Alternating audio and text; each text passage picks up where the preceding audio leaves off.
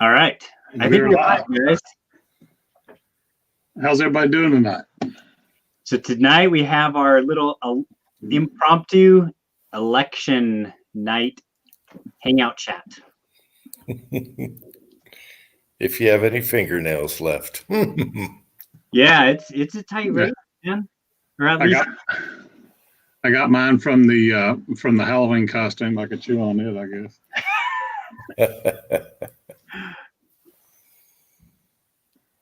I'll have to admit I did a few, yes. So Uncle Jim, I was showing this to Marvin, but this is I had like an election day.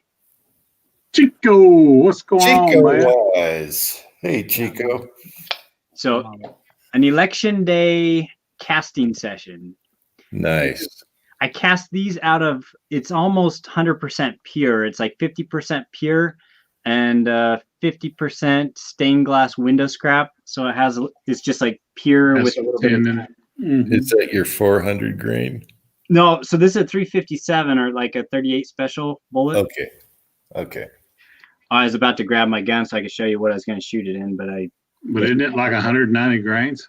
So this is designed to be, it's a hollow point and it's designed to be 195 grains. It comes out, I think, just slightly heavier than that because of the alloy I'm using. I'll weigh it real fast. Yeah, I seen you post that early on Instagram, I think. You had a big old bullet. Yeah, so these are coming in at about 202 with that alloy I'm using. We're talking about slow in a 38.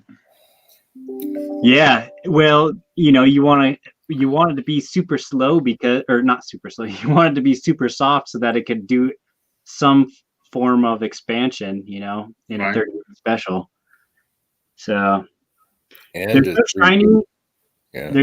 I was gonna say they're so shiny and soft. I just kind of want to bite one, just like, Yeah, stick your fingernail on top. Well, you can trail boss the 357, so you got more room in the case too. Yeah. True. I guess I could do that. I was planning on doing unique in the 38 and doing about 4.4 or 4.5 grains of unique. Wow. See, I do the Taco 180s with 4 grains. So that's even heavier. So I was thinking 3.5, 3.7, but I don't know. Just to make poppers. I'll have to play around with it for sure. Do a ladder load. Try 3.5, 3.7, and then 4. And then if you want to go up, because that 38 case gets full quick. I don't know what your length is going to be on it. Are you shooting in a 3.57? Well, both. I want to load it in a 38. Just this one was designed to be shot in the snubbies. Or, like technically you shouldn't be making your own self-defense ammo, In your Scandium? Yeah. Well, it's up to the cylinder then. Yeah. Yeah. So I had an air weight that, I ended up selling to a relative because he needed something for carry. But then I turned around and bought that Scandium 357, but I wanted to shoot it in the 38 case just to, do some testing with it and stuff. But if you look at the bullet, then the crimp groove is, man, I wonder if it's kind of in the middle. Yeah, it's like, I can't tell if the nose is longer than, the base or the rest of the bullet, but it's close. I'll be the election commentator. They won't call Iowa with 81% of the county and Trump's at 55%. But they'll call California with 0. Of course, right? Well, like just California is an obvious, just like Arkansas.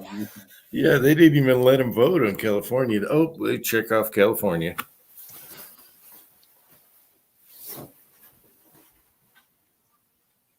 Pico, things staying calm in Georgia? Yeah, there's 77% in Georgia. Me and Carter was out.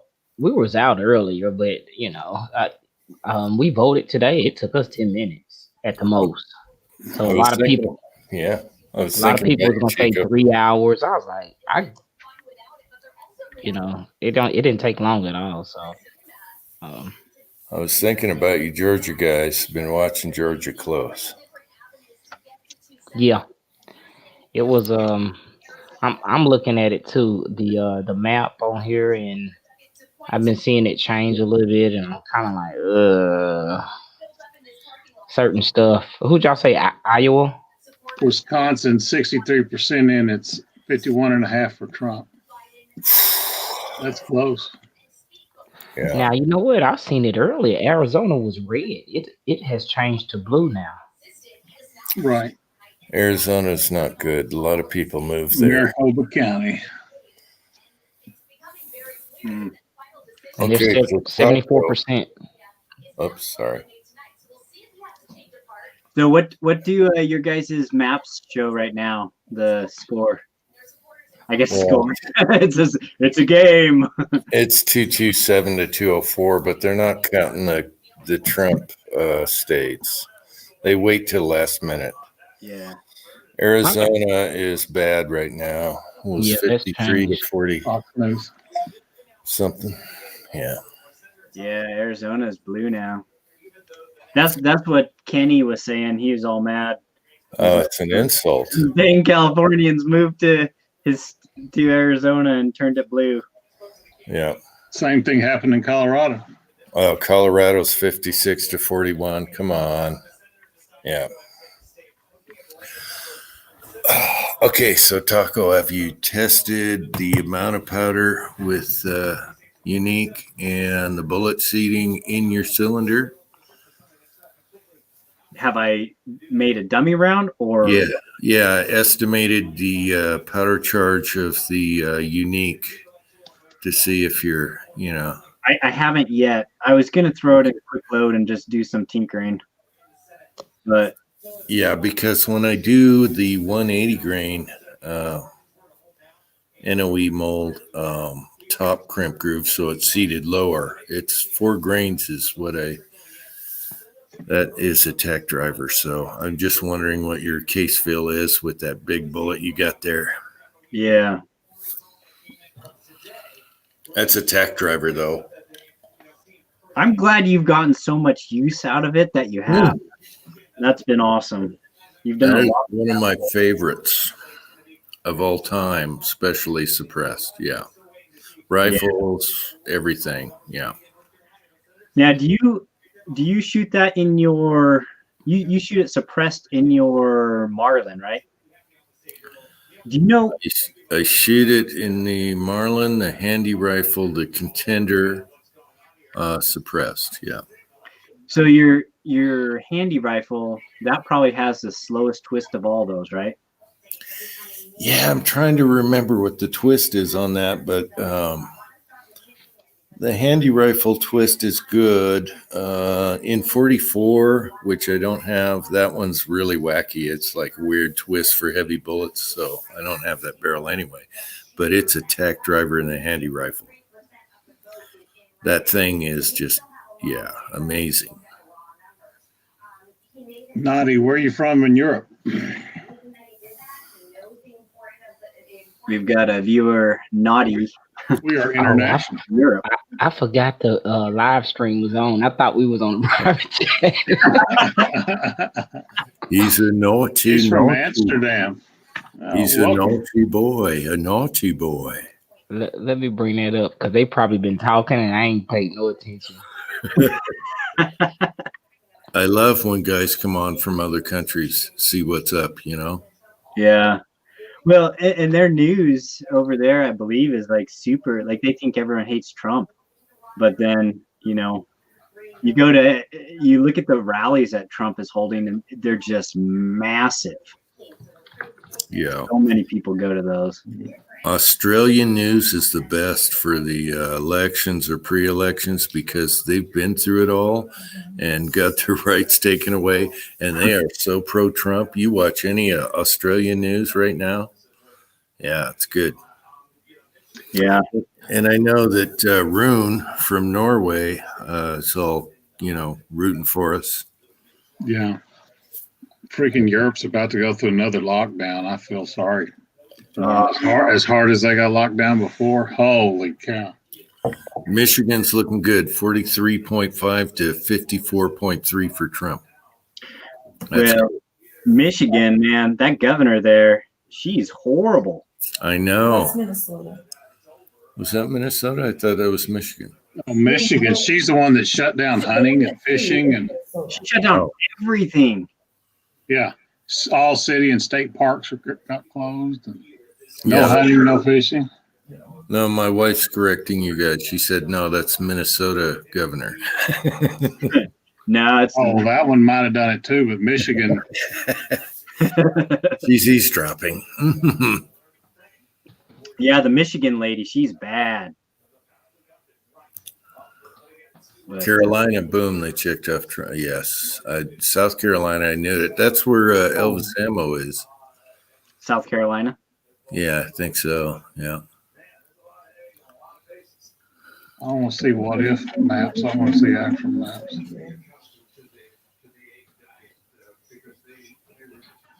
Yeah, she just conceded, redacted. She said the Michigan one's really bad too. Yeah. So Pat, Boom. She's the one that they almost raided the state capitol over when she. oh yeah. Yeah. Well, She shut down everything but grocery stores and pharmacies. wasn't there like some people like had a plan to like go like kidnap her or something? That wouldn't surprise me. I can't remember, but I thought it was her. And there's a lot of people in Michigan. Wow. That lady. They tried to assassinate her. The only area in Michigan that Biden's carrying is Detroit. Everywhere else is red. The worst one is Washington, D.C. I think Trump had 5 point something percent.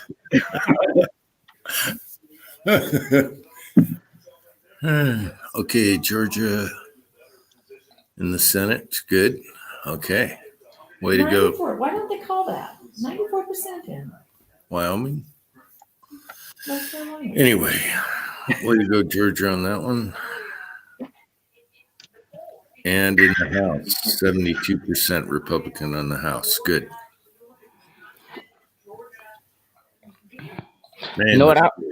I'll tell y'all, man. When we went to vote today, first time I've ever experienced that. So after I voted, it printed out a ballot, and then I had to go scan it into a machine. I was like, That's when you actually cast your vote, is when you scan it in. first time ever doing that.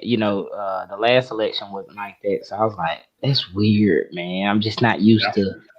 Been that way here about 6 years. In fact, they gave you a stylus to touch, so you weren't allowed to touch the screen. They gave you a stylus to. Yeah, they did. So They said you can keep it or drop it in that bucket of alcohol right there. MCK says boat accident. Does MCK know what happened the other day? Does he know what happened with the results on the giveaway? I think so. I think he does. MCK, do you know that you just scored? Okay. Did MCK not watch Taco's video? He said yes. He's here, so. They just called Iowa for Trump. Okay. Nice.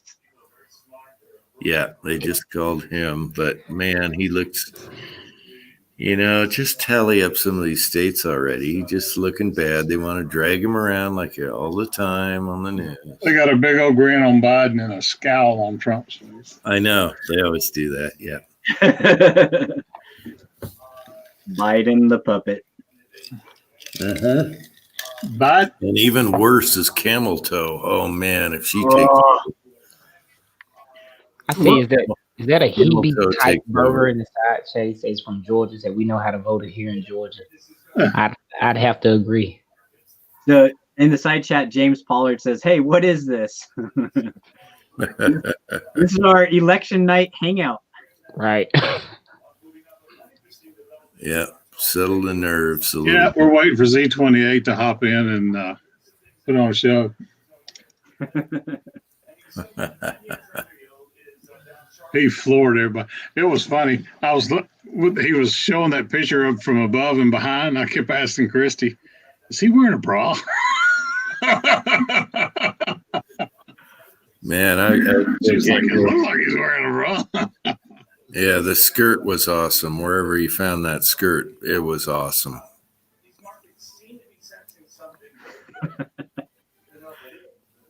So Naughty says Biden is camera hungry, but I would disagree. I think Biden, he just doesn't know what's going on. Yeah, he's basement hungry. Yeah. Jim, where did you find that meme about Biden and the banjo playing kid from Deliverance? That rolled me. My wife texted it to me, and I posted that on YouTube like in 2 seconds later. That was hilarious. I should have done the banjo music. They look exactly alike. Yeah, for those that don't know, it was the banjo kid in what was the movie? Deliverance. Yeah. He looks exactly like Biden. They had 2 pictures side by side. He looked like a grown-up. Oh my gosh, that was so fun. Biden after he had the bags removed out from under his eyes. They have the same squint, everything. Oh my gosh, that was so good. Yep, I credit that to the wife. She has some good text pictures she sends me sometimes. Yeah. So William C. Chapin says CNN just called the election for Hillary. Yeah. It's like Biden and George Washington. Yeah. Yeah. Oh man. Virginia, 57% of the vote, and Biden's only got 48, and they're still calling it for Biden They called it 10%. in Virginia. Well, Pennsylvania's looking good right now. 57 for Trump. Oh, the Green New Deal hurt them bad, and For the debate. The fracking. Yeah, the fracking and oil. well, coal's big in Pennsylvania too. You know, He went off of the script in his earphone there, and they're like, "No, don't talk about fracking. No." Oh man. I want pee tests, okay, during the debates. I want pee tests, and I want to check for earplugs. like a horse race. Yes, exactly. Yeah. Exactly. That's the only thing he stayed, halfway normal through was he was hopped up on something. Well, and he had an earplug in for sure. Yeah, he had some kind of concoction of something because he actually, this whole pre-election stuff, he's been just his, Well, when he comes down off his 5-hour energy or whatever it is he's been drinking, he like leans across the stage to start walking. No, he's getting a cocktail from Hunter. He's getting a cocktail. but he was pretty sharp that first one. Yeah, like he hadn't looked like that for years, man. So he was on something. Yeah, I asked my wife, what is this wonder drug? Yeah. And then, but yeah, he said he refused to do like a drug test or also like check for earpieces. Yes. So. Yes, they do it in sports. Come on, let's do it in a debate. Yeah. But they kept giving him softball like pitches. Yep. They give him the easy ones and then they start answering it for him. Yeah. And instead of asking Trump questions, they want to argue with him. Well, then you get Wallace, which is from Fox, that's conservative, and they just argue all night long because Wallace is a liberal and his dad was, and it's just so pathetic. Taco, you got a question from Chappie in the site. Yeah, I was about to respond in the chat, but I would say send me an email and let me know what kind of stuff is going. Full.Lead.Taco@gmail.com. But I'm always interested interested in reloading stuff, but I've got a lot of stuff already that, you know, there's not a lot of calibers I don't have the dies for. You think you throw a 550 on the counter or whatever you got now on the side, and then you get this and that. Yeah. I will say these little stands made from inline fabrication, those are nice. I got the quick change ones, and so I got one on either side of me. Yeah, I have this new swaging press from Corbin that I got, you know, one of those quick change plates for, and so I have extra presses that aren't like set up. I have 3 workstations set up, and I've got, you know, my Lee with the 50 BMG, I don't know. I think it's a little bit bigger, or it's made differently so it can do the 50 BMG reloading. And then I got my little Harbor Freight Vice and that Corbin press. So it's nice to be able to swap those out and swap them around as I need to. Yeah, and then you have like 10,000 powder measures. Yeah. Yeah. I've been looking for a coax press for 3 months. My Hornady single stage, the pins keep floating out on me now. And I've just worn it out. You know, I had a problem with my Hornady single stage where there was a little bit of play in it, and it kind of drove me nuts. But this Forster coax, man, it's premium. I like it. And they have not been available. I haven't found one anywhere for 3 months. Yeah. Hebe has a question for you, Taco. Hebe. Let's see. Right up your alley.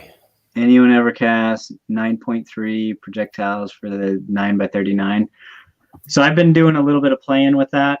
I kind of got distracted, and I need to get back to it. But I was doing some fire forming of my brass. I bought a bunch of Starline 7.62 by 39 brass, and then I got this one mold. I forget what model, but I kind of want to drop a new design for that, specifically for the 9x39. But it's kind of a little bit tricky because that 9x39 cartridge, there are different bore diameters and, you know, chambers and stuff. So the American made ones are using I think they're the 9.3 bullets, like the 3.6, is it 3.68 or something like that? 3.67? I don't know. Anyways, but the Russian ones are way smaller, like 3.62, I think. And that's a bad combination if you got like the Russian ammo and, you know, say one of the United States made barrels or chambers. That bullet's going to just bounce around in there. And likewise, you don't want to have like you know, I guess you could always shrink the bullets down if you cast them. You can just, you know, put it in that bullet shrinker, size them down.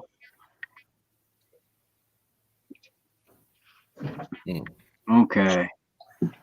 Ooh, Cranky says inline fab way betterer or more betterer than Gymline, Sunline fab.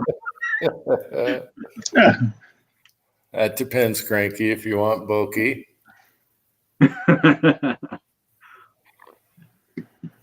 Biden's getting ready to talk. Really? Yeah.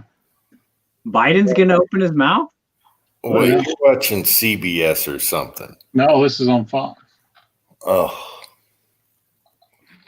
And you're going to turn up the volume and try and listen? Really? Oh, I got it on closed caption right now. Chico. I'm so tired of the commercials and Obama coming out with his, oh my gosh. You know, I'm gonna be real happy that I don't get any more text message or election emails. Oh, I'm glad I'm not in a contested state like you, Chico. Holy cow. I've had probably 1,000 text messages and emails from people I do not know. It's like, hey, are you Wow. loaded? You just When you gonna replied load? Trump 2020. It's like, where'd y'all get my phone number from? It's like, Because you're a registered voter and they give out that information. That's crazy. You know, it's the worst though. When you donate to Trump, then man, you get texts like crazy. I bet. It's bad. I bet. I started sending back messages, so I used Google. I basically said, what is this about? And I put it in translated to Spanish and I sent it back to them. And it was like, we'll have somebody call you. Don't do that. So I guess it was Tin Man that was getting text messages, and that was his response to Trump 2020. And they would say, like, we'll take you off our list, stuff like that. Nice.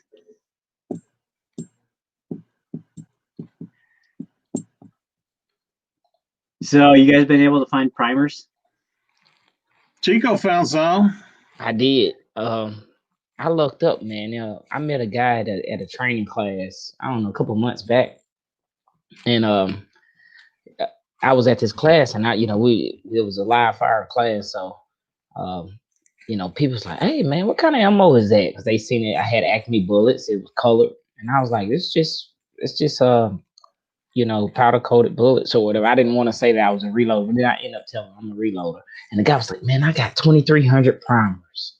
I was like, oh, that's pretty cool, not trying to act interested or nothing. And he was like, but I can't find reloading equipment. And, I was like, okay. So he gave me his number. He was like, man, if you want to buy them, I'll sell them. I was like, oh, I got enough primers, but if you're not going to use them, I'll buy them, And he didn't price gouge me or nothing. So I got him for 3 cent a primer.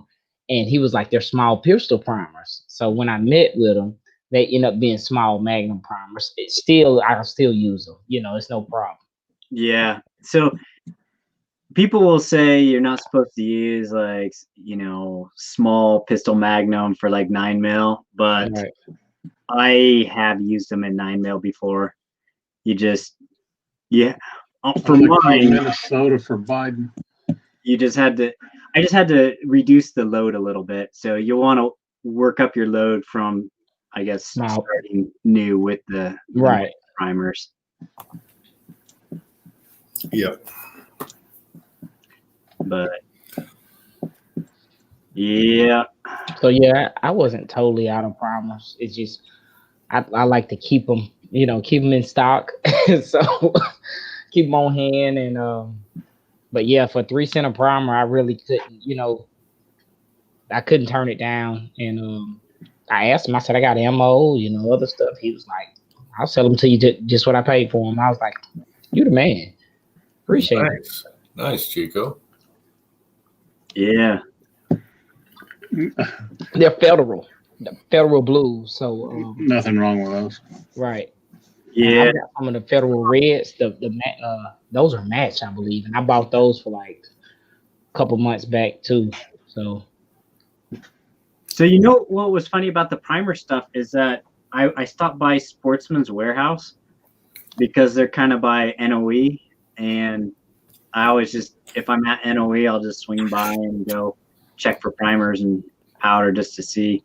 But they had those BMG primers for like way cheaper than like everywhere else. Somebody mismarked them. Probably, or something. But even their regular like small pistol and small pistol match and Magnum, all those primers, they were all selling for. I think I got the regular small pistol primers for $23.99 for the federal. That's good. And then the match ones were like $26.99 or something. Wow. So I got those at like, regular price at Sportsman's was kind of like a discount price at other places. So yeah, it's kind of cool. Now, where is the Sportsman compared to Gunny's? Around the same location, or? No, Sportsman's is like right when you first come into Provo Oh, from south. okay. Yeah, so it's just like right there. Right there in that retail area. Yeah, That's good. yeah. So it's pretty close off the freeway, but yeah, usually I go to Gunny's just because I know they'll have the stuff. Plus, sometimes they hook me up with, an extra deal. Now I've They seen have a those cases all the way to the bathroom. Yeah, their bathroom's kind of funny over at Gunny's because you walk around, it's all the way around the very back, and then there's like boxes of ammo lining the walls the whole way back to the bathroom. But Oh yeah, those guys are smart. They order ahead of time and they do it in bulk, and they know what is going to sell. Yeah. yeah, I've but seen even sorry. I've seen a video, I guess pretty recent. Somebody was at Gunny's. They have primers in stock, right? they have some primers. Okay. So for up until like pretty recently, they had everything, all the primers, and yeah. So I bought some extras just, I don't know, a couple weeks ago. Bought some extra just to have them. I'm about to load up another big batch of like 223 and also 9mm. I'm trying to build up my 9mm stash. There's an ambulance traveling with the Biden motorcade. That's our Just in case he needs a little juice or Yeah. something. Yeah. It was zap his chest for us before he walks out. Yeah, as far as me with small pistol, I still have them from 1993. So S&Bs mostly, case of those still left. Almost running out of the other case, and then the rest are small Magnum, whatever. Well, getting into 45 ACP large pistols, what I'm looking for now. That should be easier. I'm still seeing that at my little gun shop. Yeah. There's not a scrap around here. It's the small pistols that are harder. I've seen everything else. Taco, West Desert Shooter, right? Mm-hmm. I replied to one of his videos, and he never replied back, but I know he went down there. And he was getting into 300 Blackout, and he's looking for brass, and he's looking for primers and everything. And I said, there's an ATV store down south, probably within an hour of him, that has all the brass and bags and everything. And I go down to that store about 2 weeks later, it was all gone. So I know he grabbed it all up. I know he did. And nobody knows about it because it's an ATV store, but it has all the reloading stuff, lots of bullets, everything. And it was gone. I knew it was him, but he didn't say a word. I knew it was him. If he's listening, fess up. Yeah, because he badly needed brass, and they had Hornady 300 Blackout brass and bags, brand new. So, and it was all gone. It had dust on it, and it was fair price. Everything was good price. So Jim, what do you use for your 300 Blackout brass? I make it. You make it? You do the cutting and... Yeah, I don't have that. You got like the Nito jig now with the little detent thing. Mm-hmm. When I was making it, you had to hold it with your thumb. So I have the older jig, which works fine. I use a little chop saw, and then a little thing that separates the front pieces from the rear, so you don't have to sort them out later. When you cut it. So all the top shoulders go one way and the brass goes another. Yeah, I used to use that. Well, I used to do it without any jig for 300 Blackout. Mm-hmm. You get used to where it is and just chop, chop, chop. But occasionally you'd get one a little too short. Well, I like how they came out with the jig you have, the newer style, which just kind of detents it, the little ball bearing or whatever, and so you Yeah, don't have to. I got mine from Taco's recommendation. Yeah, that's neat. But I bought mine before those came out. Yeah. Curtis is the one that you're cutting them with 10 snips. I was like, holy cow, I jabbed myself in the eye. Yeah, but he was thinking outside the box. It worked. I was surprised. Oh, it works. My God. I was surprised it didn't crimp the brass or anything. He's like, oh wow, that looks easy. And, about as fast as this election is going. how are we doing? I'm not watching it right All now. right, North Carolina, Trump's at 50.1% with 94% of the voting. Okay. He's up by 80,000 votes. I was worried about North Carolina. Yeah.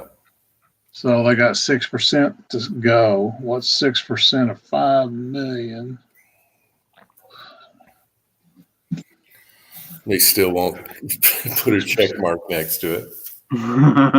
They want to make him look bad the whole way. Yeah. Yeah, I was gonna say one of the places I used to make all my 300 blackout brass, but then there were a couple guys on like there was a guy on I think it was Pinterest or something, and there's just guys who set up Dillons with and they would just take the surplus brass and just make it. Yeah. And so I was getting it for under $100 for 1,000. Mm-hmm. That, and then 300 black brass lasts forever. So yeah, I've got like almost a 5-gallon bucket now. I've saved up. Yeah. I paid $98 from Coastline Metals with shipping for 1,000 pieces of 45. Ooh, nice. And they've got it in stock. If you want to buy more, it's cheaper, but I figured 1,000 pieces would probably last me for as long as I need. About 100 of them were small primer, mostly blazer. I'm still making it because I have all the 223 or 556, and it's kind of like casting. You just kind of, yeah. Look, every time I go to the range, I pick up about 200 pieces of 223. Yeah. I'll just throw it in the bucket.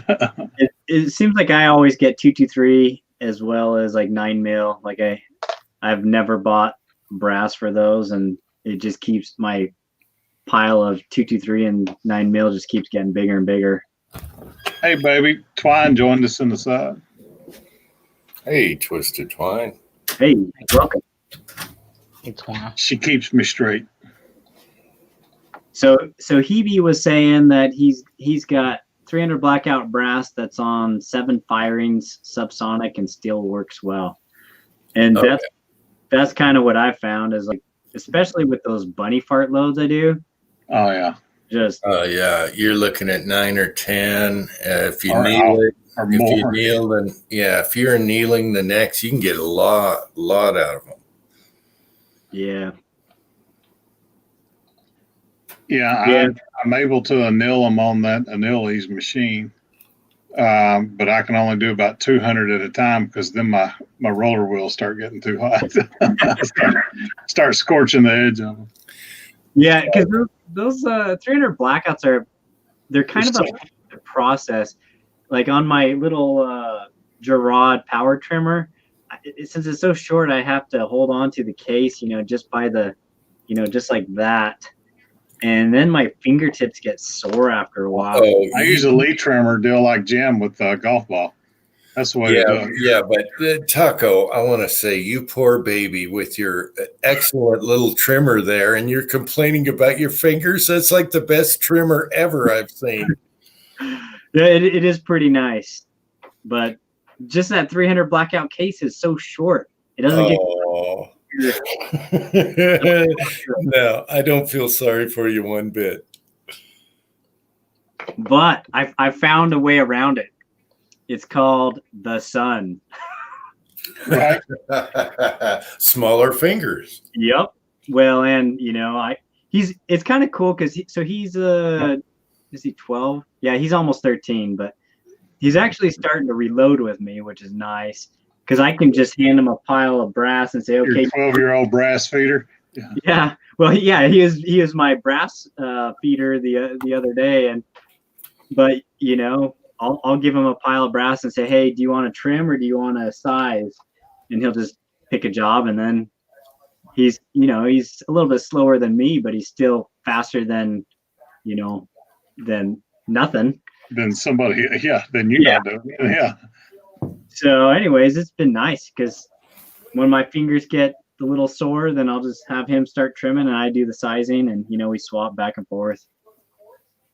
I'll get you the little lead trimmer deal, the ones that go inside, and use that shell holder and do just like Jim. Get a golf ball, or you could 3D print a handle or something like that. Man, that'll save the fingertips going nuts on you. Yeah, when you're making it, I'll start with the world's cheapest trimmer on a drill, and that got that one from Pat, and then I go to the prep station. But once it's shot, you barely have to. It doesn't grow, so you're just easy trimming. It doesn't grow like a couple thousands at all. It doesn't. If you're shooting subs, it hardly grows. Yeah, like subs, man, it doesn't. Because when I trim it, I can tell which ones were supersonic or factory, and which ones I had previously loaded. Exactly, and I kind of save half of the newer breasts for the hot stuff, and then the old breasts for the subs because they don't move at all. They don't do nothing. Now, whenever you resize that 300 blackout, it grows a couple thousands at least, right? Maybe. It depends if you're shooting really hot or if you're just subsonic. If you're subsonic, it's like a pistol. It's nothing. Yeah, I mean, it doesn't grow much even when you're shooting hot. Yeah. No, I'm saying after you shot it and you sized it, you resized it again. Yeah, I can shoot it, resize it, put it on the trimmer, and it doesn't even bark on the trimmer. Yeah. Yeah, because I've just started messing with 300 blackout. I bought the same jig that Taco and Ozark has, and let's hear what Biden has to say. No, let's not. Well, that's the great thing about 300 blackout, though. It's kind of like a pistol. It doesn't. Yeah, it's but just. It also depends on how much you're pushing that shoulder back. So if you depending on your chamber and how much you push it back, if you push it back just ever so slightly so that it chambers, but it doesn't really have much space to expand, then you won't have to trim your brass as much. But if you push that shoulder back and then then when you fire it, then it expands, you'll have to trim a little bit more. I'm still deciding too. I don't know if I'm going. I think I want to go 10.5 inch barrel. It's either gonna be 7 inch or 10.5 inch. If it were me, I'd do 10.5. Yeah, I like 8.5 and 10.5 are my favorites. Suppressed.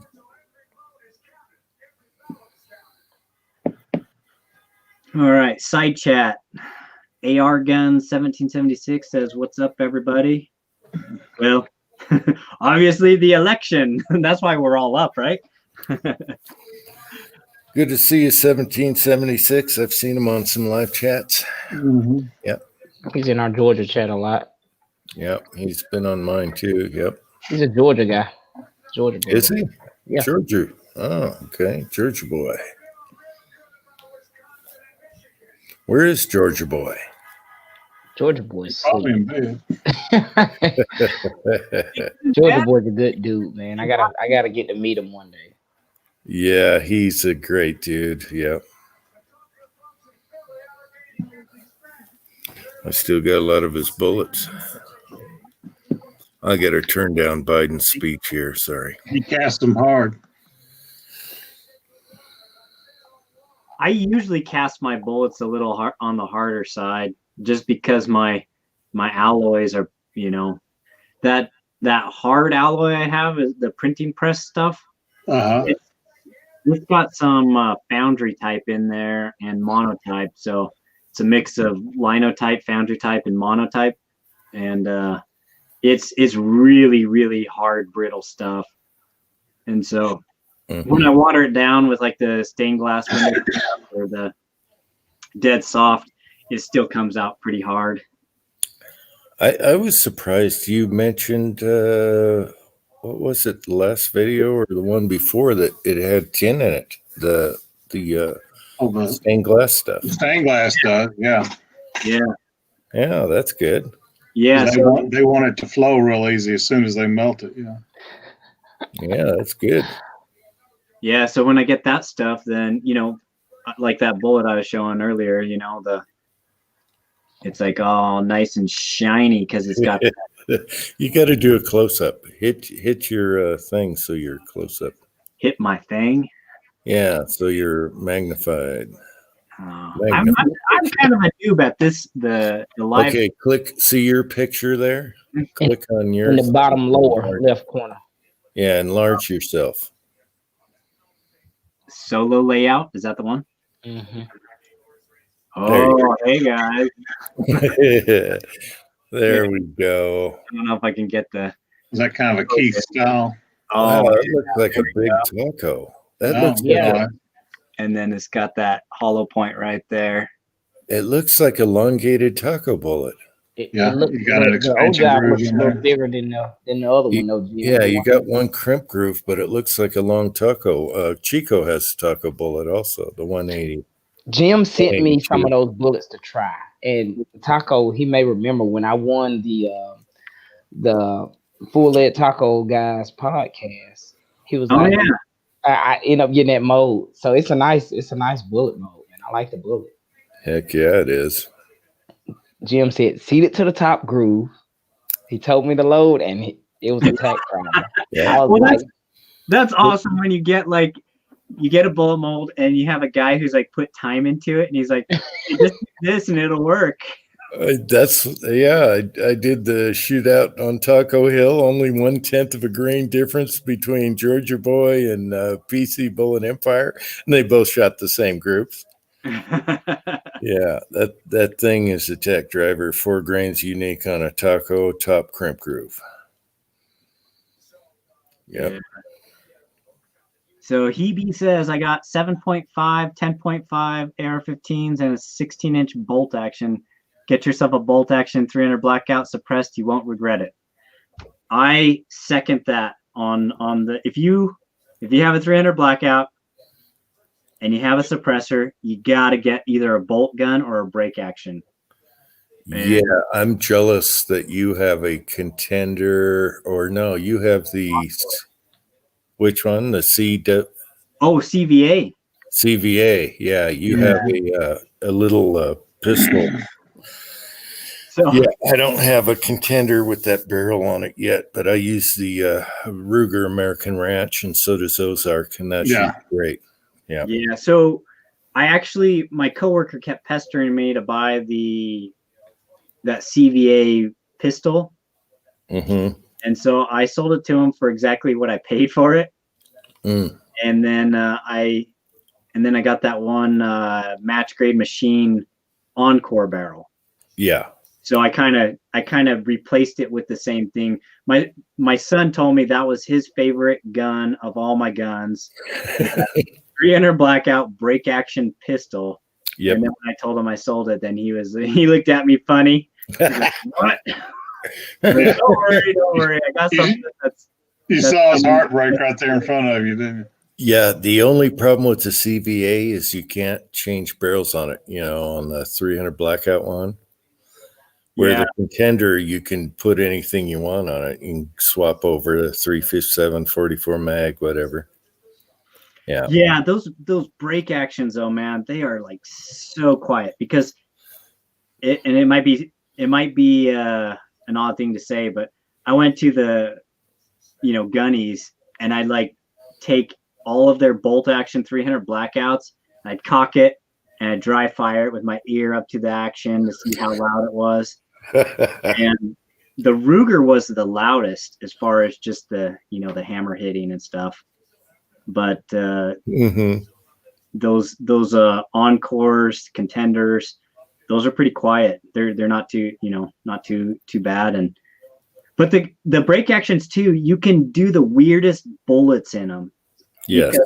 It's kind of like a revolver where you can load them long, you can load them short, you can load stuff that doesn't feed up any kind of ramp at all, like those little round balls I was doing.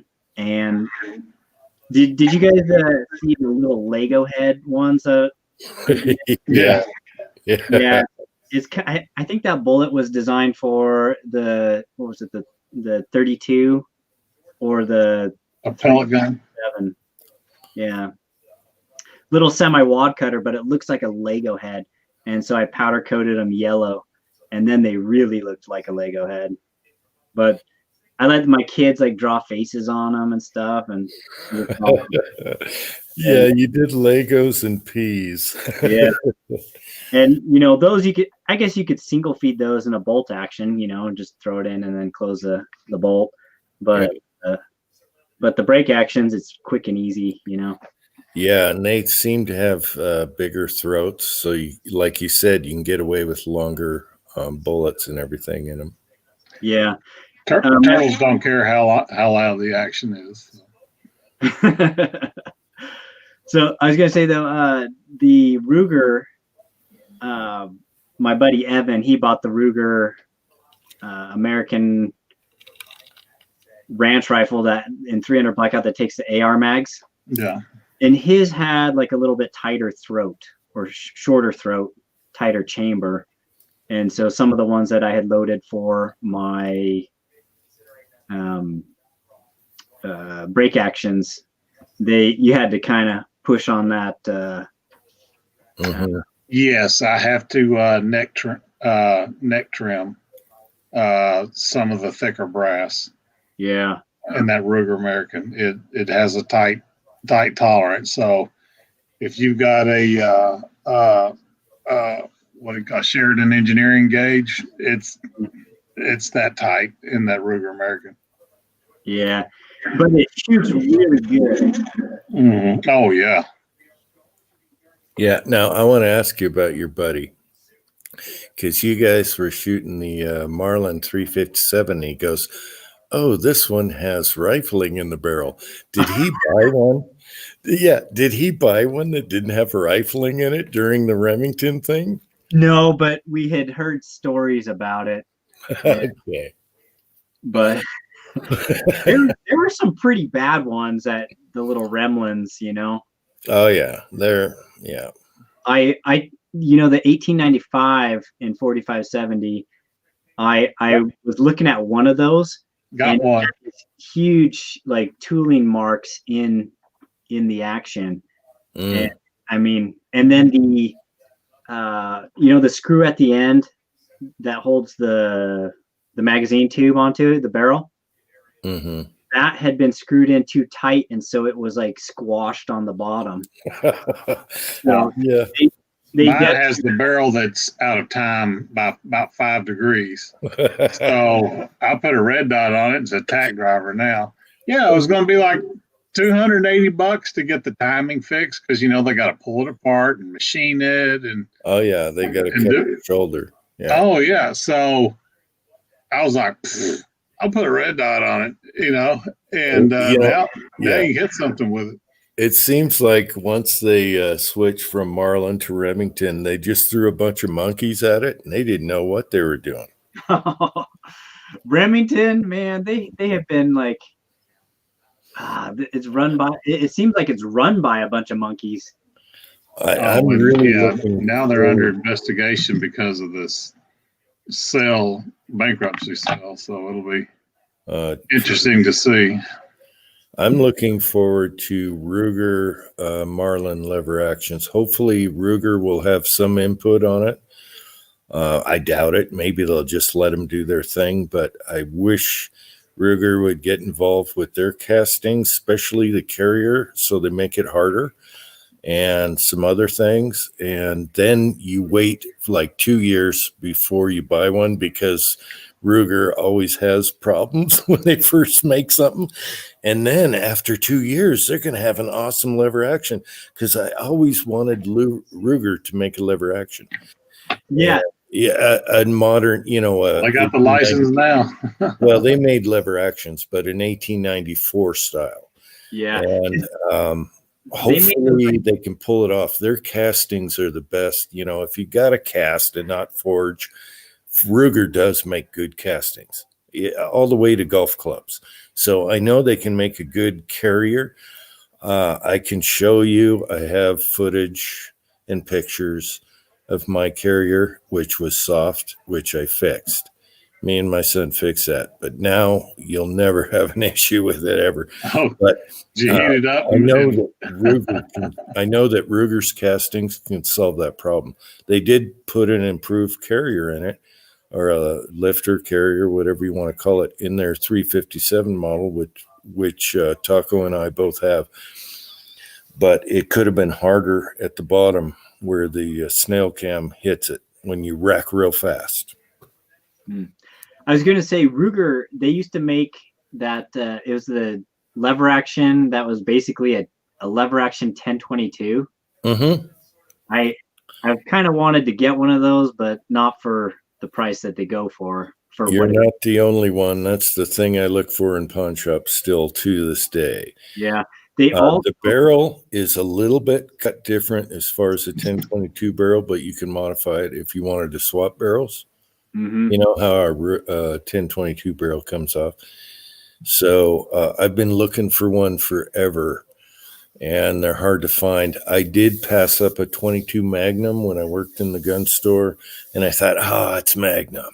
I should have bought it. It was $200. Should have bought it, man. Should have bought it. $200. I should have bought it. I would have loved a Magnum for squirrel around here. Oh yeah. Even suppressed. They also had that one. They used to make it. It was kind of like a big 1022 in 44 mag. Yes. Oh yeah, they quit making it in the 60s. Yeah. A friend of mine had a couple of them. Yep. There's a whole big following of those things. I'm looking for all those right now. Yeah. Those have like a really short throw though. You can pretty fast. Yeah, kind of like the Browning has a short throw on a 22. It's funny. Ozark and Taco, once you get suppressors, you start looking for certain guns, You know how that is? You'd always overlook them. I would have never thought about a top break or anything like that. It's like, it's too slow. You get a suppressor and it's like, I got to have these from now on. Right. Well, I would have never done a 45, carbine. But now that I've got that 50 cal suppressor, it's like, damn, I got to get a 45 cal carbine. Oh, for sure. Yeah. Yeah. I'm kind of thinking lower. I actually found one today. You found one? Yeah, I'm going to run the brand by you guys.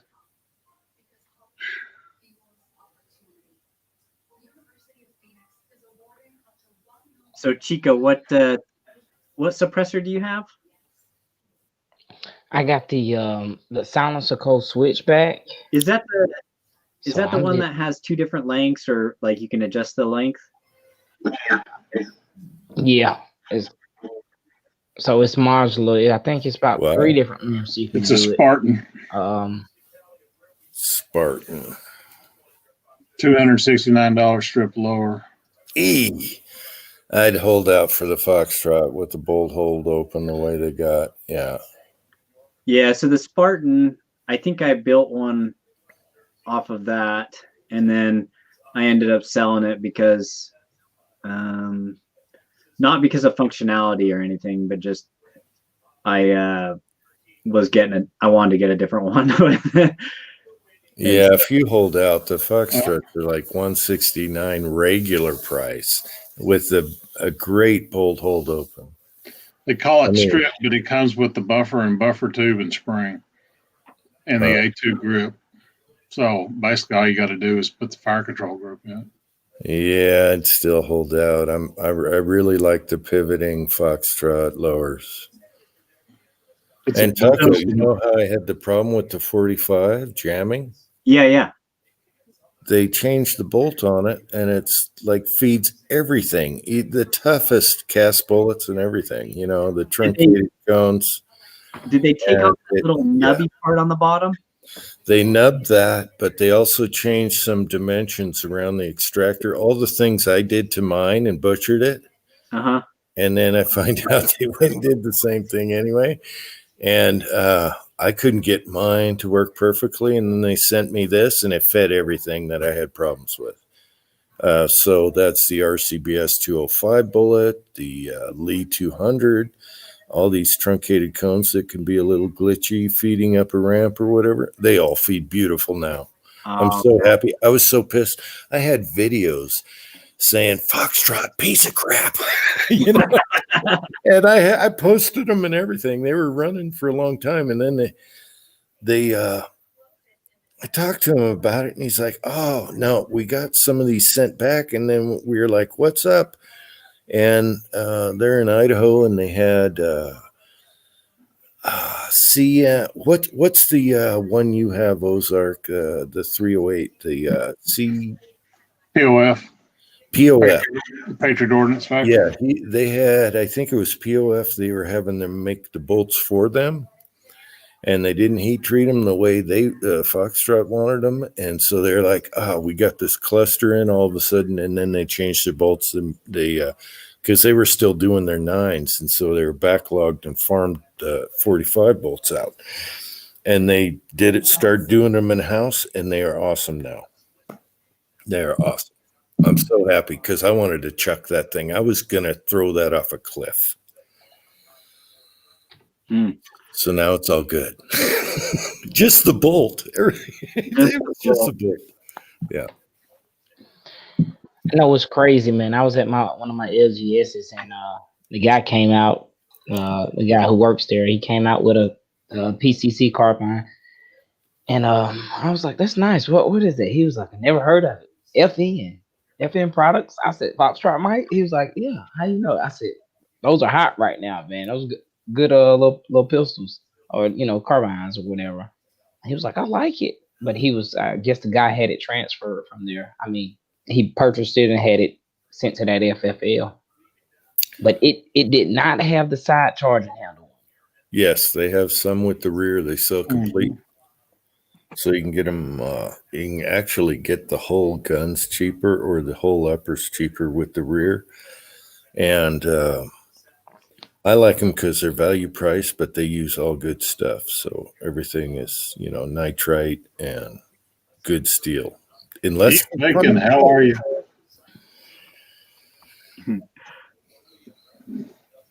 Hey, so Jim, I have a question for you.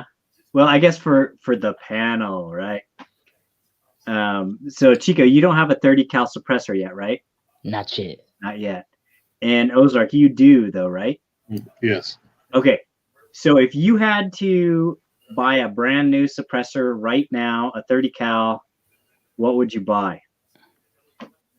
So I'll go first because I'm such a rookie with suppressors. But I can't say what I would buy, but I can tell you what brand I would buy, and I've got a reason behind it. I probably would buy a Silencer Co. suppressor. And the reason being, because my first experience with buying a suppressor, I used the kiosk, if that makes sense. So I'm new to it. I really don't have a what is it? A suppressor lawyer or whatever. What do they call it? A trust lawyer. A trust fund. A trust fund, right? Yeah, I did all that through Silencer Co. for my first purchase. It only cost me like 25 extra bucks. So, okay. So you did it through Silencer Co., not Silencer Shop? What? No, I'm sorry, the Silencer Shop kiosk. Okay.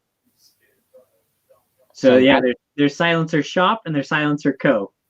Silencer Shop. Silencer Shop. Sorry, Silencer they sell Shop. compressors for like almost all the brands. Silencer Co. is a specific brand they're actually here in Utah. Yeah, the Silencer Shop kiosk is absolutely the way to go. It is. It is. You don't have to go but I don't know you don't have to go what get suppressor I would- fingerprinted and all that other mess. It scans your fingerprints right there, and you don't ever have to do it again. You just I can update your answer- photo and get another one.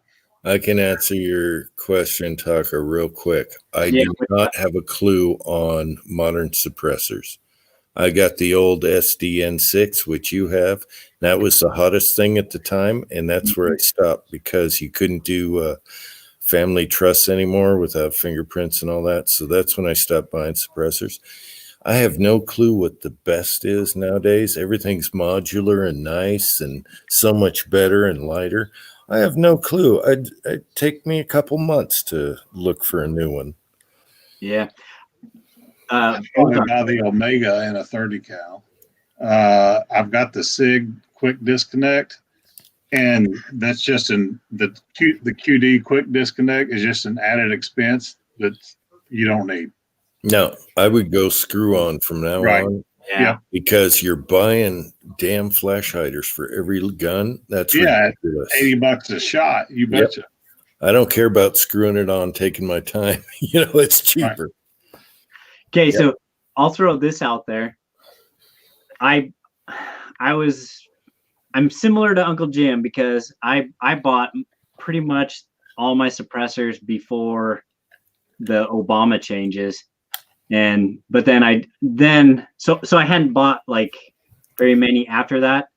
But then I was like, okay, I got a good deal on a Q suppressor and got it for like way cheap. I think one of the distributors was going out of business, and so Gunny's bought all their stuff, and then I bought that Q. What was it? It's like their direct thread titanium suppressor. They got funky names for all their stuff. What's going on, Pat? So So we're doing good. Yeah, if Okay. you can leave them a call, they're. Sorry. Right now, it will be, yeah. My wife says we're doing good. So, okay. I haven't been paying attention to that. Sorry, guys. So, anyways, what I was gonna say is that I would, if I was gonna buy a brand new one right now, I would go with a direct thread, and I'd go with one that does not come with all the, what do you call it? Like the Omega, it is just threaded on the end, so you can put in like a 1/2 by 28 adapter or like a 5/8 by 24 adapter. Yeah. I hate it when those get stuck and it unscrews the wrong thing. Do you guys know what I mean?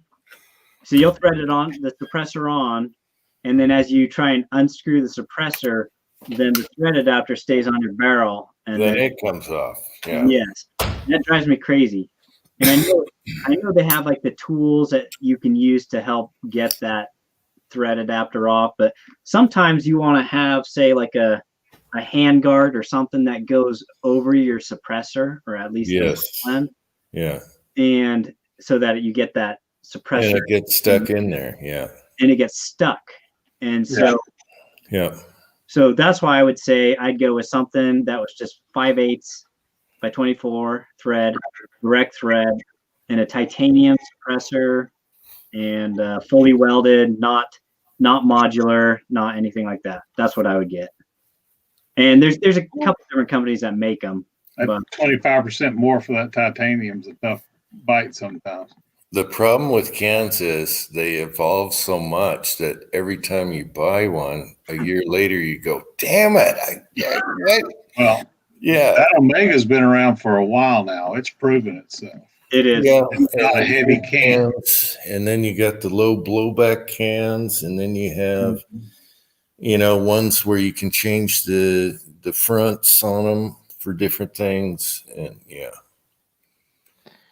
You guys said something that made a point. Me as a new suppressor owner, and I had already started looking at other cans, 45s, 9s, and 30 cals, and I was like, why are these adapters so damn high? And I was just like, it's kind of not discouraging, but you're like, why is an adapter, a quick change adapter, so high? Like you said, 80, 75 bucks for if you've got 4 guns, you want to move that gun on. That's a whole nother can almost, maybe, So Yeah, so Hebe was saying that suppressor I'm talking about is the Full Nelson. Q always uses like goofy names for their suppressors. I know. and the packaging, man, that's the best. Well, didn't Q come from ACC? The AAC, yeah, Yeah. Mhm. Q Yeah. was the head guy at AAC, and then one moved to SIG. Yeah. Then he went to SIG and Mhm. but now And Henry makes his own, which is what is it, heavy duty, whatever they call it. Gosh darn it. Okay, I can't think right now. But yeah. Henry was the one that designed the Yeah. Octane 9 and 45. If you're going big bore, you go Bowers. Yeah. And now they are called, it's a tough name. Whatever it is, it's tough. Anyway, he's got his own business. But I do like the Octane 9 and 45 because of the adapters. I know you didn't like them unscrewing inside the handguard, but if you got the right handguards, you can get to it. Or if it comes off, you can, if your handguard isn't too long down, I don't like my hand over the barrel anyway. The muzzle, the part that the bullet comes out. So if your handguard's not too long and it's still in the handguard, you can reach it if you have the right tool. Yeah. Well, and I like the Octane 9 and 45 because I can use them on all kinds of stuff and just change the thread pitch, the adapter. I do like that. It's universal. And Mike, do you put the heat shields on any of your suppressors, the heat blankets? No, I've never. I know. For one, they're ridiculously priced. Yeah. 85, $90 for one of those. I'm like, are you talking about the little wraps pads to keep them for Mirage? Well, for Mirage, and in case you touch one of your buddy's legs or something with it. Yeah. My theory was all you're doing is heating up the can some more. So if you're rapid firing, that thing's red hot. And that's the worst thing you can do to your can is get it red hot. Yeah. So from the side chat, I watched what says Full.Lead.Taco. Did you find a set of 22 TCM dies yet? And I believe I have. I'd have to look at the shelf of dies, but I believe I bought the die set and I got a bunch of brass and bullets and everything for the 22 TCM. So I just need to get to it one of these days.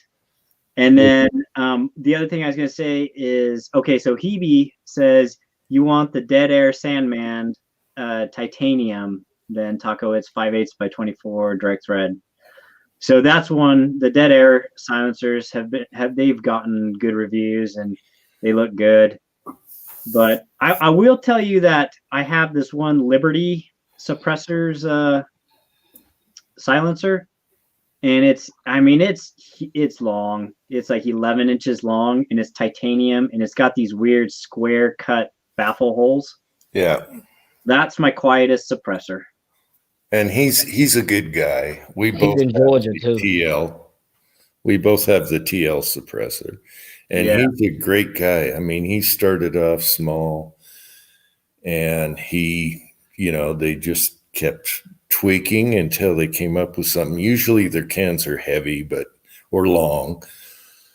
But yeah, I want to tell you about the brass though. I have a handful of brass that you left here, of that 9mm. They called Ohio TCU or whatever.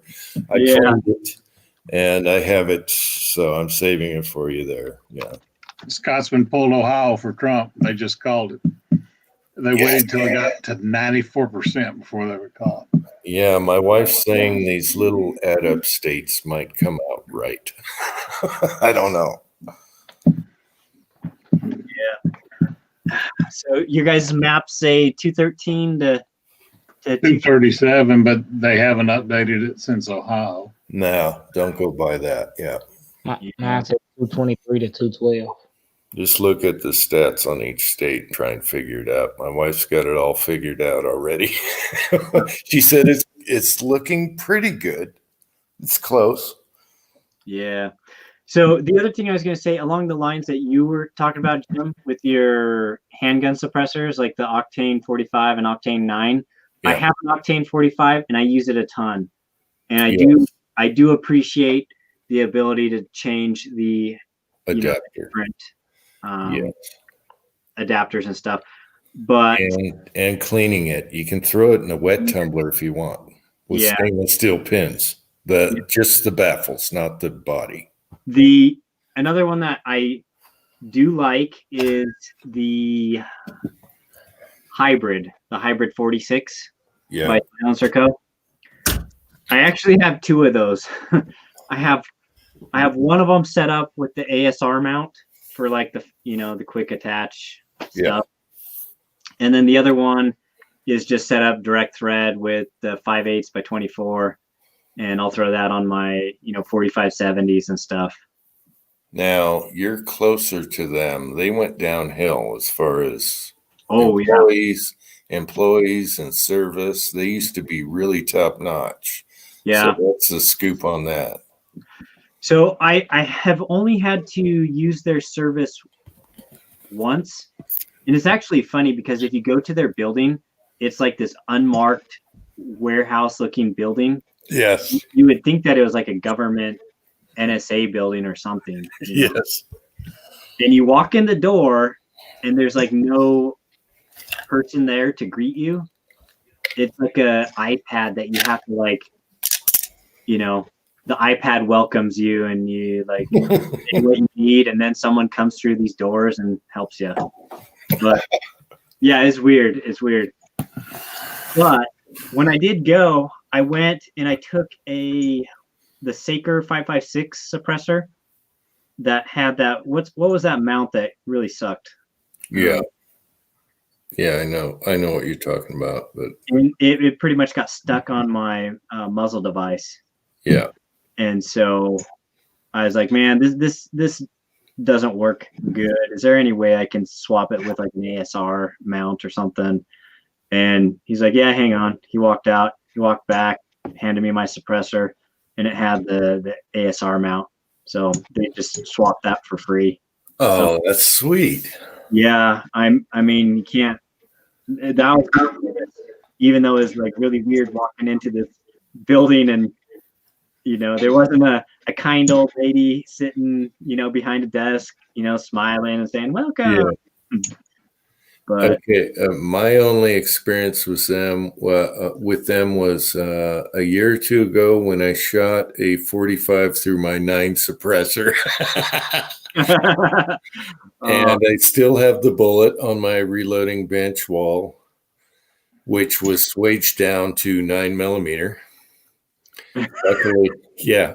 And I have that bullet. And so I emailed them. I got a response immediately, and he said, mail it in, the can, and I said how, and they just said priority, whatever.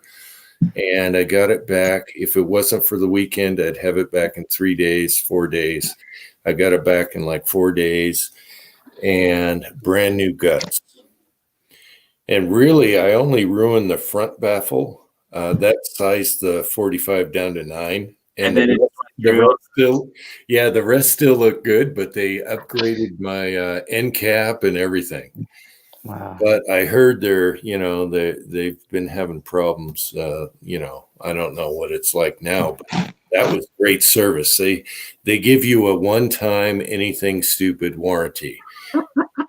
And the reason I shot the 45 through the 9 was the adapters. I had the adapter on it for another gun, and I just grabbed it and assumed, oh, it's fine. And it was the 9 can instead of the 45.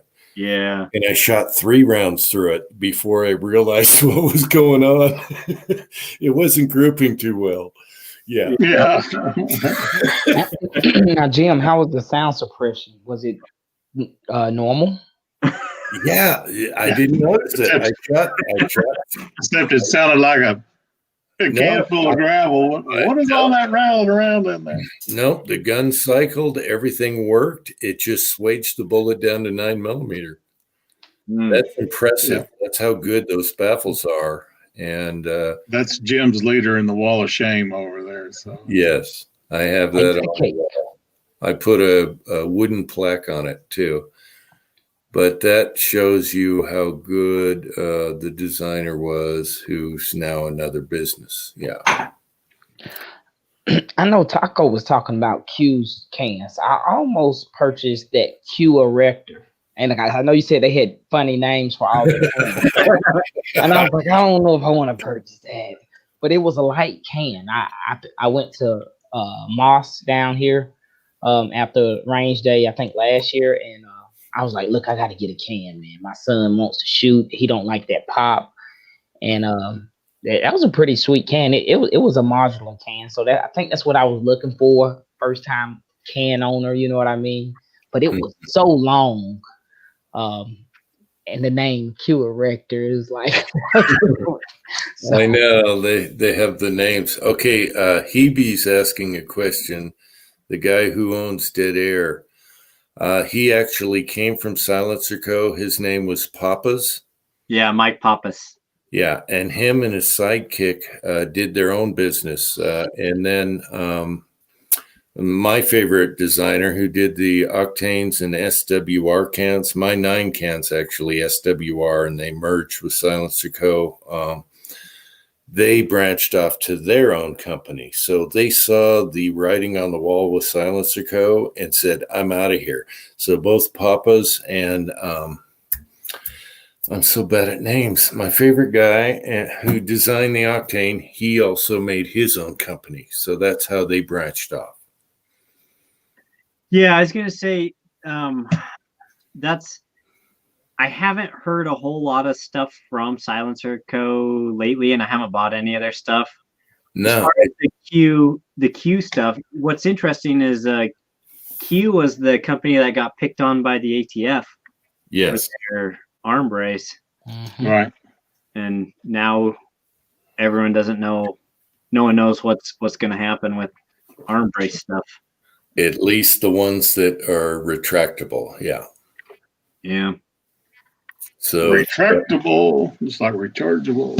Right. yeah, if you don't have a fixed arm brace, you might be numbered. Yeah. We'll see how the election goes. It's not a bump stock thing.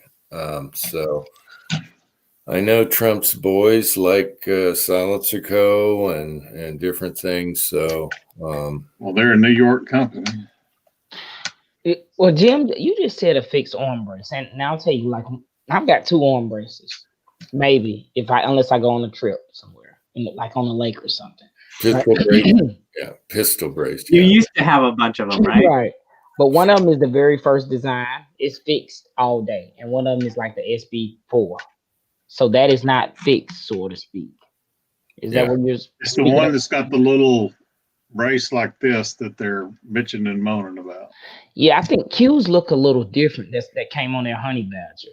It's Well, got like SB3, SB4, but it's the one on the Honey Badger has the little angle brace on it, and that's the one they're picking on them about. yeah, it's a whole bunch of mess with that. The Honey Badger ones and SB, and they interviewed SB on the situation. And there's a video on YouTube. If you look up, I don't know, you can find it. I can always dig up a link for you guys. But they talk about how the ATF flip flops on them all the time.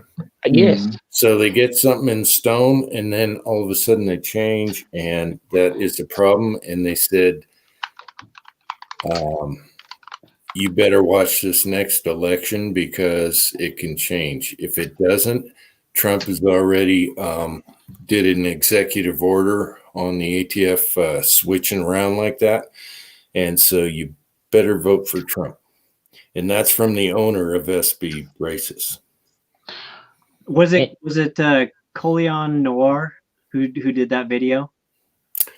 It's the he's the black guy that does the Yeah. yes, what do you call it, radio talk, what do you call it, podcast type deals on YouTube. Yeah, he's a good dude. He's smart. He's a lawyer. Yeah, he is smart. He's a lawyer. He's a smart ass dude. So he interviewed the guy from SB Braces, and they talked about, and he also interviewed Q. So he's Mac, got are you both of talking about those- Mac? He's got both of those interviews on his channel, and they talk about all these, every time you nail something down and it's in stone, they start switching and they're flip-floppy on you, and it's all ATF. It has nothing to do with the government or whatever. It's ATF. And we got to put a nail down on those guys. Same with the FBI, same with CIA, which Trump is going to He's going to fire the head of the FBI and CIA if he's reelected. So there you go, right there. That tells me that, hey, he's thinking.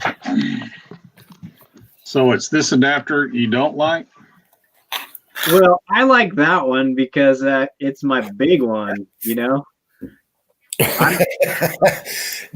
The one I need something bigger than a 45, So Well, this is a 50. 70, So whatever. Yeah. Yeah, Jim, you got to get one of those. I know. I need a big bore. Damn it. That's Is there one I any- regret, and I don't want to do all the fingerprints for and all that. well, that's if you go to the kiosk, it scans your fingerprints. You don't have to go to your sheriff. They'll still let you mail them in if you want to do that. The sheriff is my neighbor. That's no problem if he does sign-offs. Right. I'm going to shoot with him tomorrow. He just opened up 300 yards on his property. That's before you come into my gate. Ozark. And Oh, yeah. You've been there. Yeah.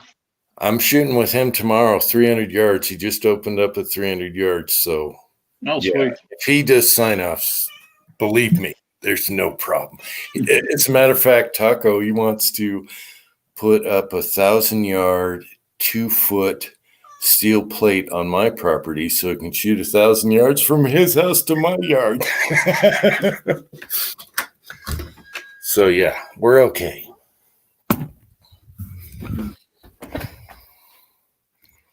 So, do we know when they're gonna pick another state and call it? Or I guess they're just counting ballots right now, or what? I got to ask my wife. I'm not paying Close attention. caption off. What's your question? I'll ask my wife. She's watching. Yeah, just curious on as far as How we're We doing. won't call Michigan at 62%, but Trump's at 53.8%. 7 states left, Okay, she says there's 7 states left. and the only one that Biden's ahead in is Nevada. The only one Biden's ahead in is Nevada. Right.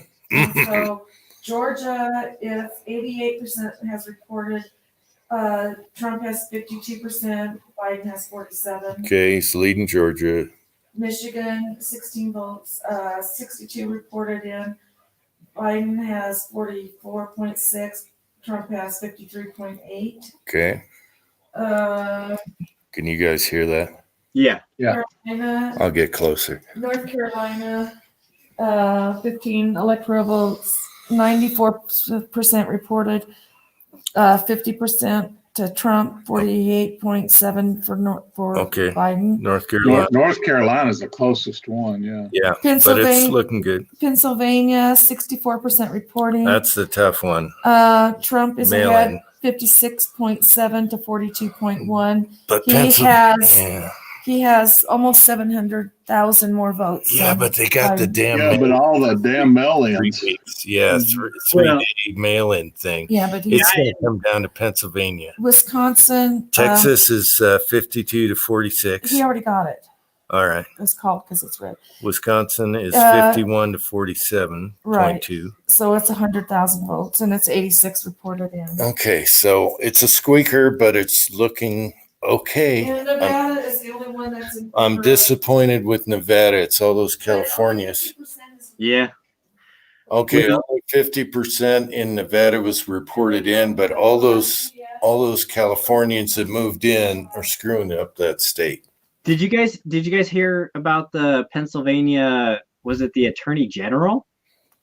Who was saying there's no way Trump can win, he can't Yes, win. I know. And that tells you something right there. And then you're like, okay, so because isn't the attorney general in charge of like what is it, No, the Secretary of State is.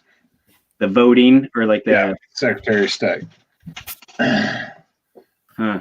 Anyways, when you got somebody attorney general saying, There's no way. Yeah.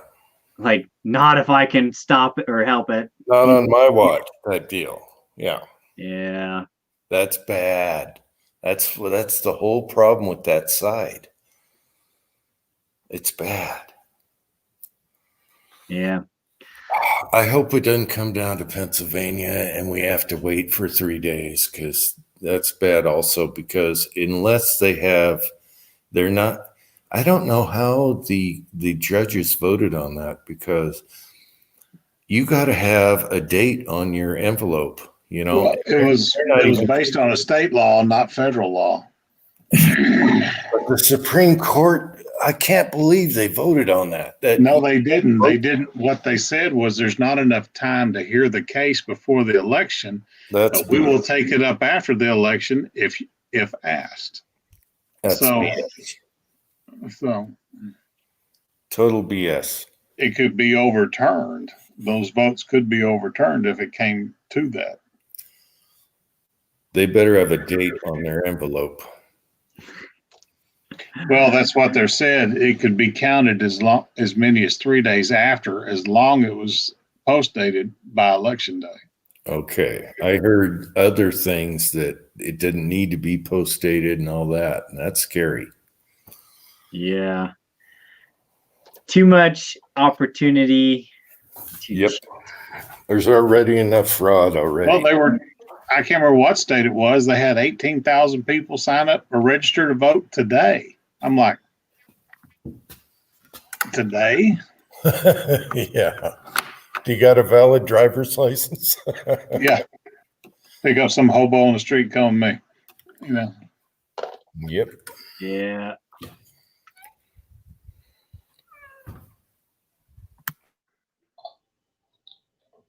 All right. Anything in the side chat? Oh, my battery died on my. CSR Industries says, Chico, what you drinking? Blue Moon. Blue Moon wheat beer. Yeah, this is a mango wheat. I know some people like, ugh. So I like trying different stuff. Well, I found me an apple cider that I fell in love with called Woodchuck. Man, it's good. It's the most appley of ciders I've ever drank. All right. What else in the side chat? It says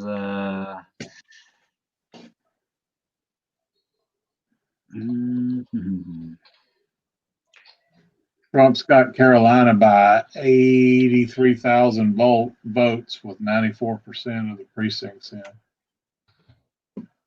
He's got Georgia by 300,000 with 89% in. Pennsylvania, I'm not even going to.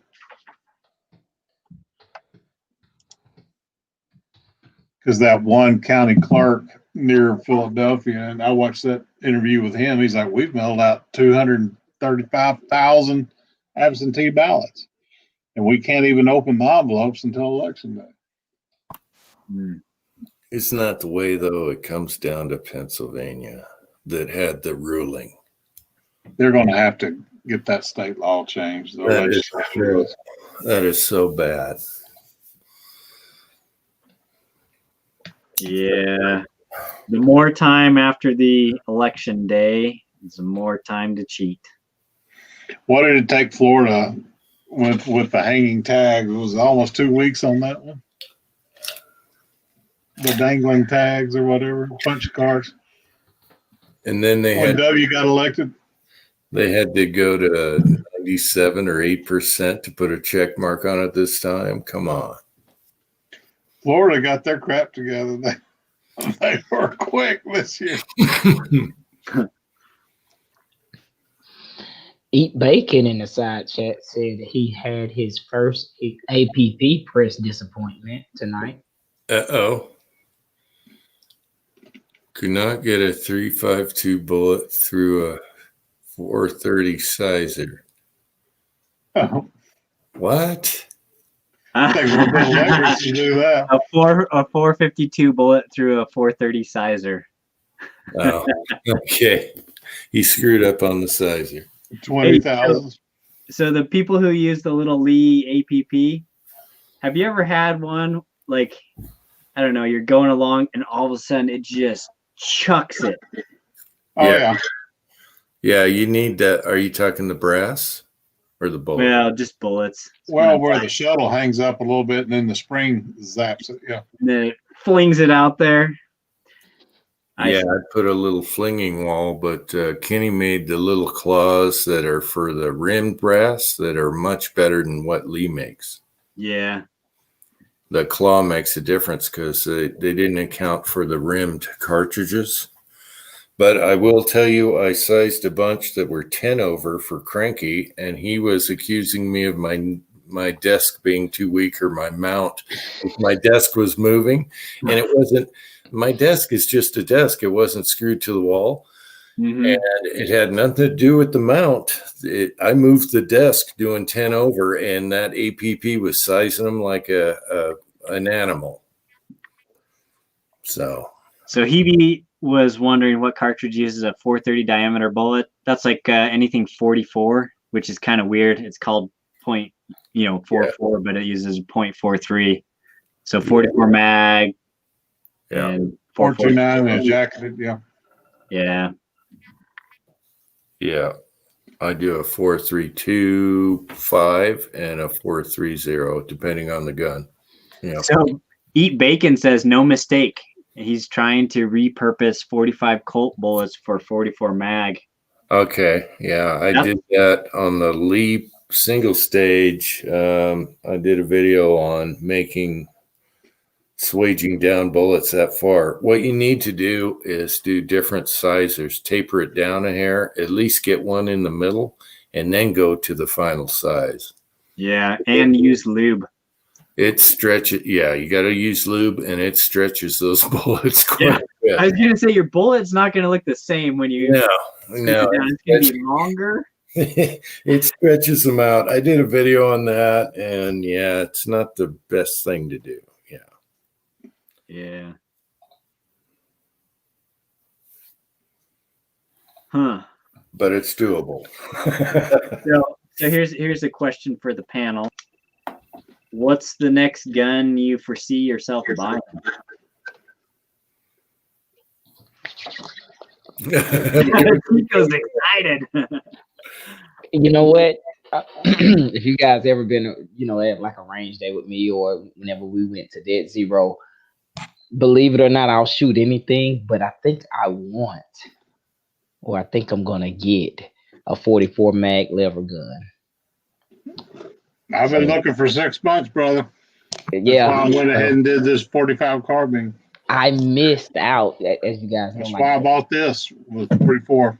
The Walmart started they started discounting those Henry rifles. I don't know if y'all was hearing about that. People was getting those Golden Boys 357 44 mag for about a couple $100. And I missed out. I couldn't find it. Yeah, one of the guys on YouTube, he got a 357 Golden Boy for like 160. What? Oh. So, show me the receipt. Yeah. 160. That's my Ammo Mafia guys. Yeah. Wow.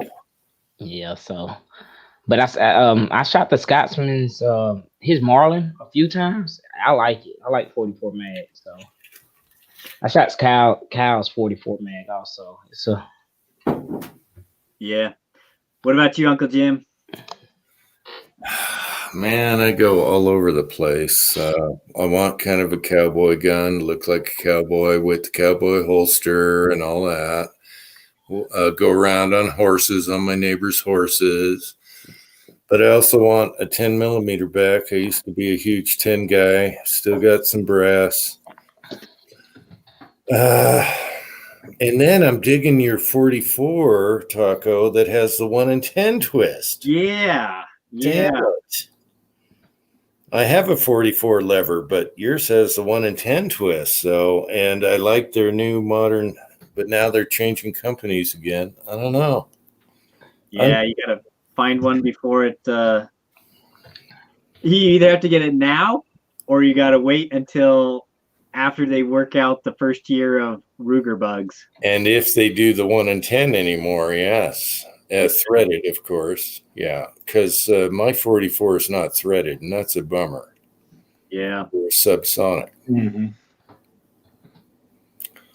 So that's where I'm at. Okay. Ozark. Yeah, I would love to have that 44 lever action, that black on black, or the Marlin like Jim has, but they're both unicorns right now.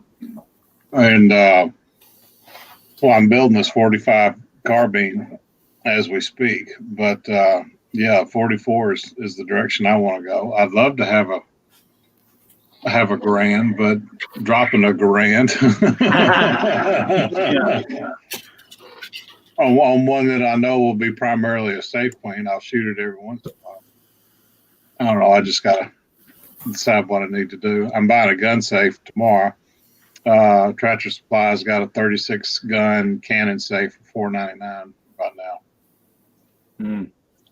Oh, They got the 40 gun one, but it's $300 more. So, yep. That's another thing. Maybe for Christmas, I'm going to ask for another small safe for, the walk-in closet. I have no room for guns now. Yeah. They're all hanging all over the place. So you got them spread out pretty good. Mine are stacked in there like tacos safe right now. Mine is too. Yeah, take 6 guns out to get to one. Yeah. Yeah, mine are all stacked in there, and I got like 3 or 4 hanging out, and I'm borrowing my son's safe, and yeah, that's probably going to be my Christmas gift, just a little cheapo small one for the walk-in closet, the bedside guns, whatever. Mm-hmm. That's another thing, yeah. So for my pick, I think I want something like more classic, like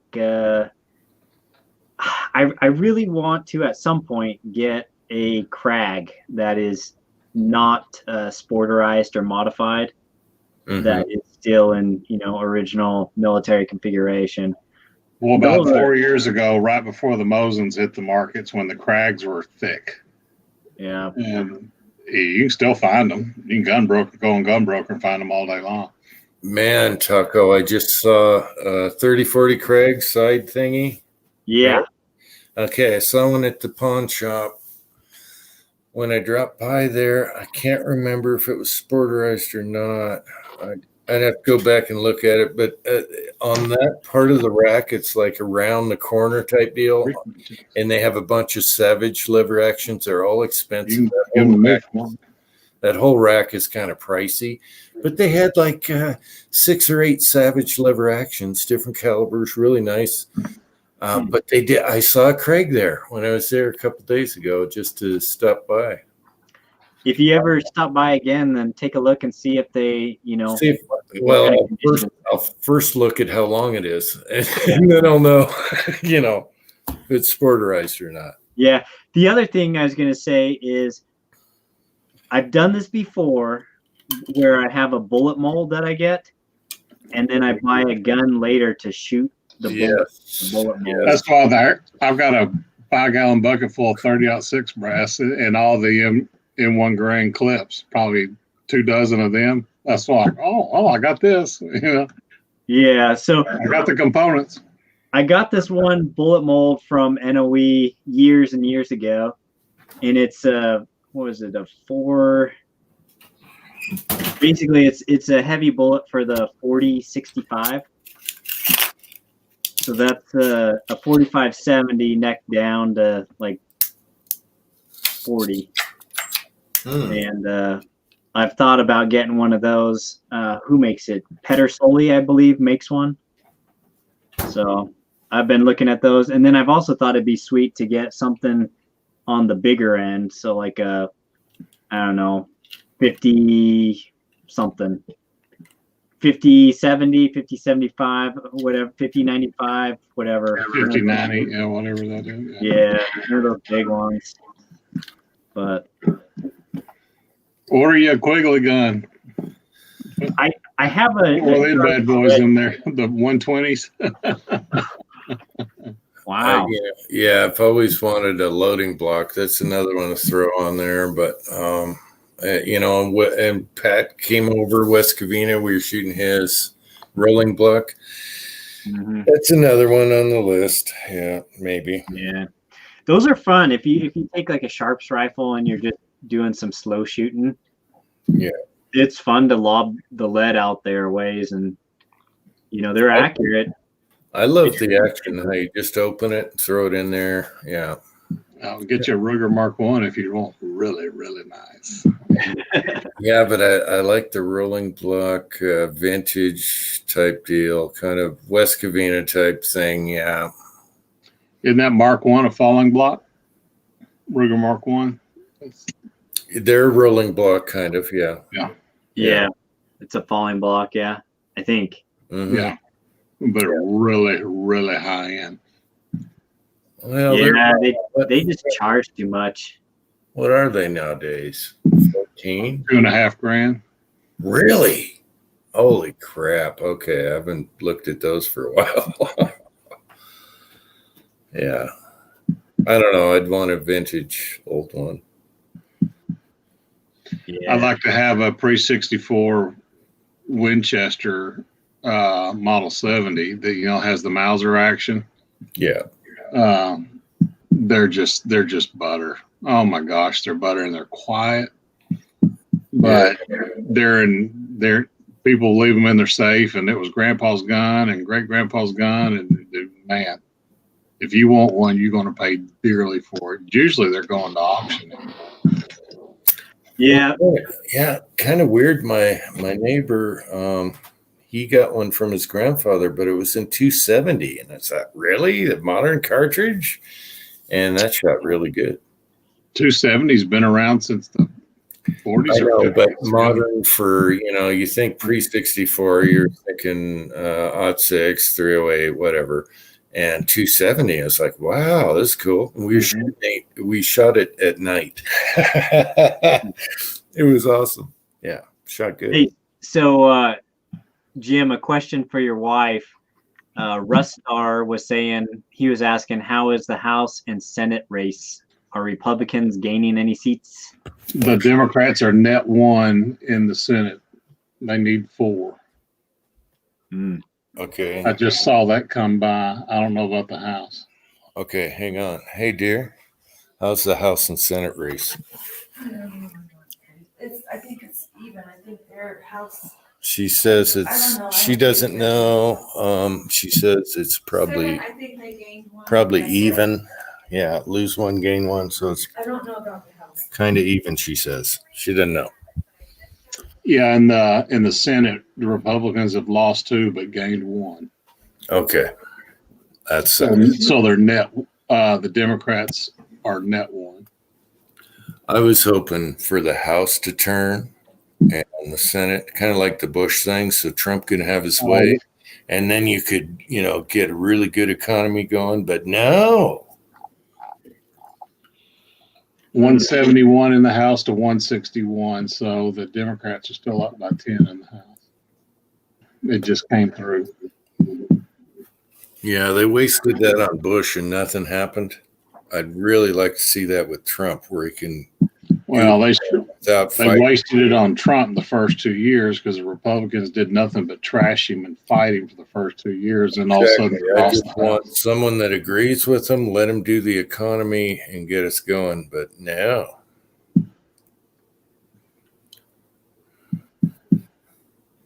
All he had to do is deal with Russia all the time. How do you get anything done? Then it turns out it was all the other way around. Really pisses me off. Yeah. I'm just young enough for a civil war over here. Just young enough to be able to do it. Yeah, you're in Utah though, man. I know it's not like you have to travel to fight. Yes, I know. Yeah. It's not like you can walk down your backyard and have a revolution. No, you have to travel. I mean, I guess you could go to what is it, Salt Lake or one of those places up there. It wouldn't be much of a fight if the whole state went to Salt Lake. No. Mm-mm. Yeah, you just you have the long range shooters of Utah. They've been practicing those 1,000-yard milk jug shots, so you know. Well, stay tuned. He's going to lug a 2-inch, 2 foot by 1 inch plate up on my hill and set it for about 1,000 yards. Mm. So Trump's up by 700,000 in Pennsylvania now. 56.6 to 42.2. How you doing, Pat? West Covina Dodge.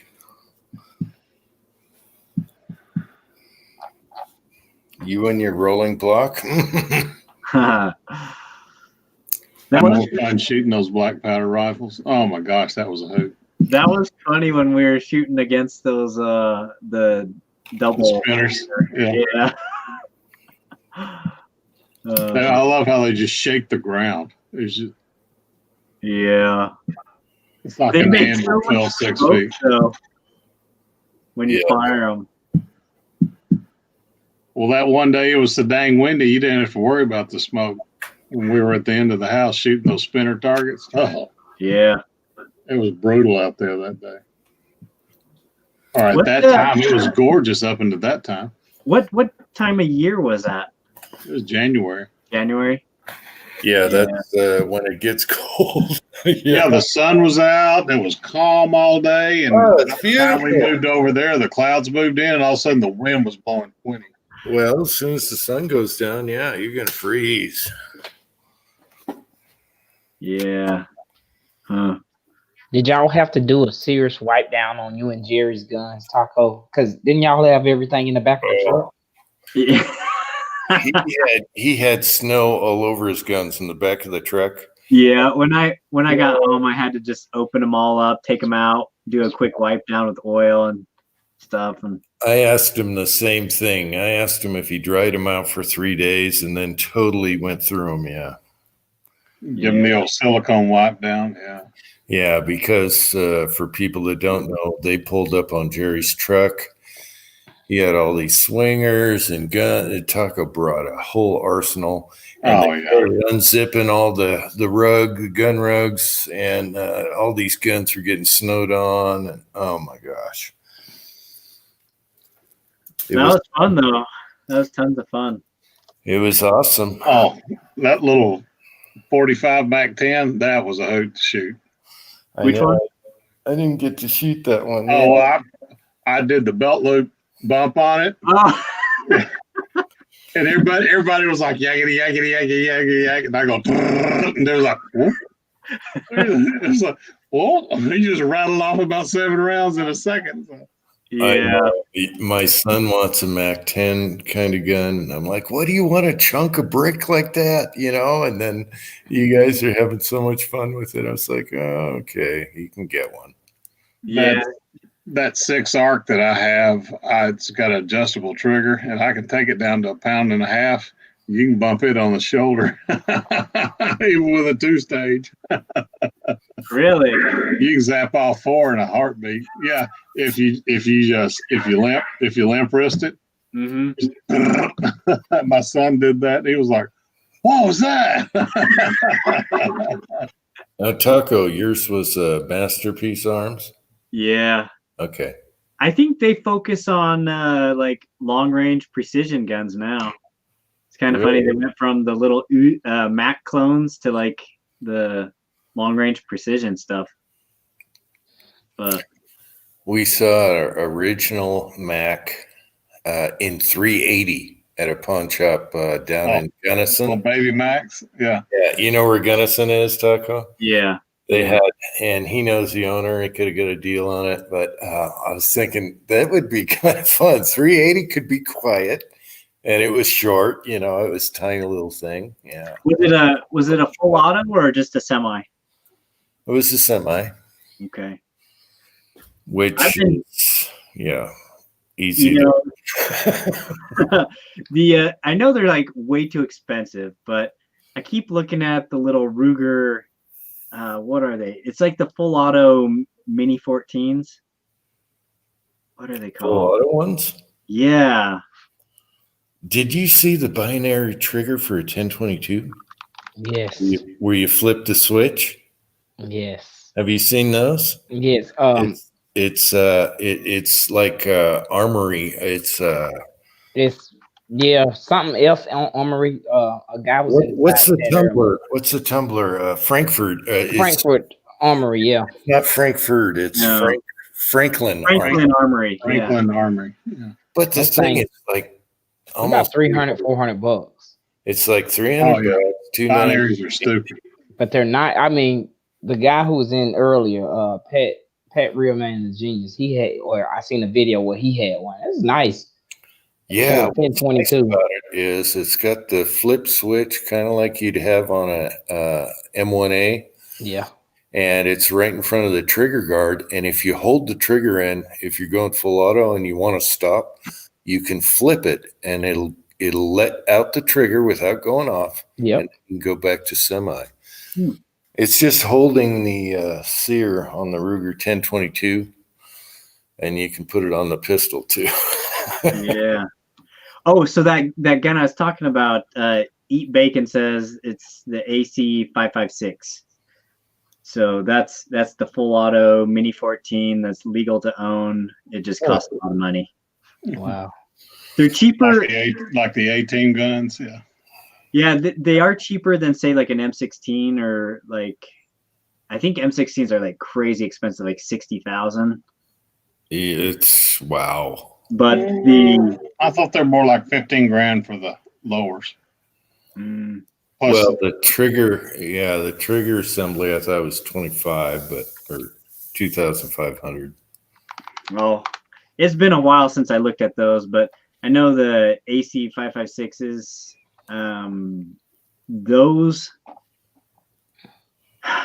Those are more like, was it 8,000 or something? Wow. So that's still half of a M16 lower. Yeah. yeah. You know what's funny is when the election's going on and Kentucky started off Biden, right? And I'm yelling to my wife, "That's a full auto state. What are you talking about? Everyone shoots full auto in Kentucky. What's going on?" And then Kentucky came back to Trump. I was just all over her, saying, "What the hell?" Thor's axe is on. Welcome. Lead Bullet Junkie says that he now has a new bucket list of guns. Dude, he's got a beautiful Luger. Oh my gosh. We haven't seen Lead Bullet Junkie for a long time since he got his new girlfriend, Lead Bullet Junkie. Yeah. All right, let's say that you could have any full auto gun right now. What would you pick? Ooh, tough. HK. Which HK? Oh, the new one that's in 45 and 9's kind of square. Looks like their version of an MP5. Oh gosh, I can't remember. It's the folding stock one. I've got a client who's a police officer that has one. So you've shot it? Yeah, I haven't shot it, but I've held it in my hands. But yeah, it's all polymer. Man, So I was gonna say West Covina Dodge says Modus and Eat Bacon says M249. Chico, what would you get? I don't have much experience with full auto, but last year when I went to range day, I shot a few full autos. I shot a full auto 308. It was a what was it? I forget the name of it, but it was awesome, and I just I enjoyed it. So I'd probably say something that I load for because I can shoot it a lot, if that makes sense. So It's a full auto foul. There you go. yeah, actually it was a foul. That's exactly what it was. Yeah, Oh, I put a video up on my Instagram. So I probably would do something that I could load for so I could enjoy it really if I could have one. Yeah, my foul used to be full auto when it was in Chile. And they chop the receiver and send it here. I'd probably, I'm thinking AR and then do 300 blackout upper or a Glock 34 with the pistol brace thingy on it. All right. So yeah, that's what. So AR gun 1776 was saying the BAR. Now that one would be like the old BARs. Those are heavy chunks. Yeah. Yeah, but that'd be a really tempting one. 22 pounds of love. Lead Bullet Junkie. He says that M16. So the same reasons that Uncle Jim. So you can play with the different cartridges. Yeah. An MG44 would be sweet. Oh, that would be. So would be fun to load for. You'd have to have a Dylan set up for it. I think for me, I would go with. It's hard because the practical side of me says that M16. Yeah. For like all those reasons, you can swap uppers and calibers and everything. Yeah. But I've always wanted a Glock 18. Yeah. Just the full auto Glock. I think those are way cool. They are so fast. I had a buddy that had the license and everything. He shot one in each hand, 234s, and they just go blurp. You empty a 32 round mag like that. Yeah. Oh, geez. Caption on. And then because 9mm is pretty cheap too, so it'd be cheap to feed. Yeah. But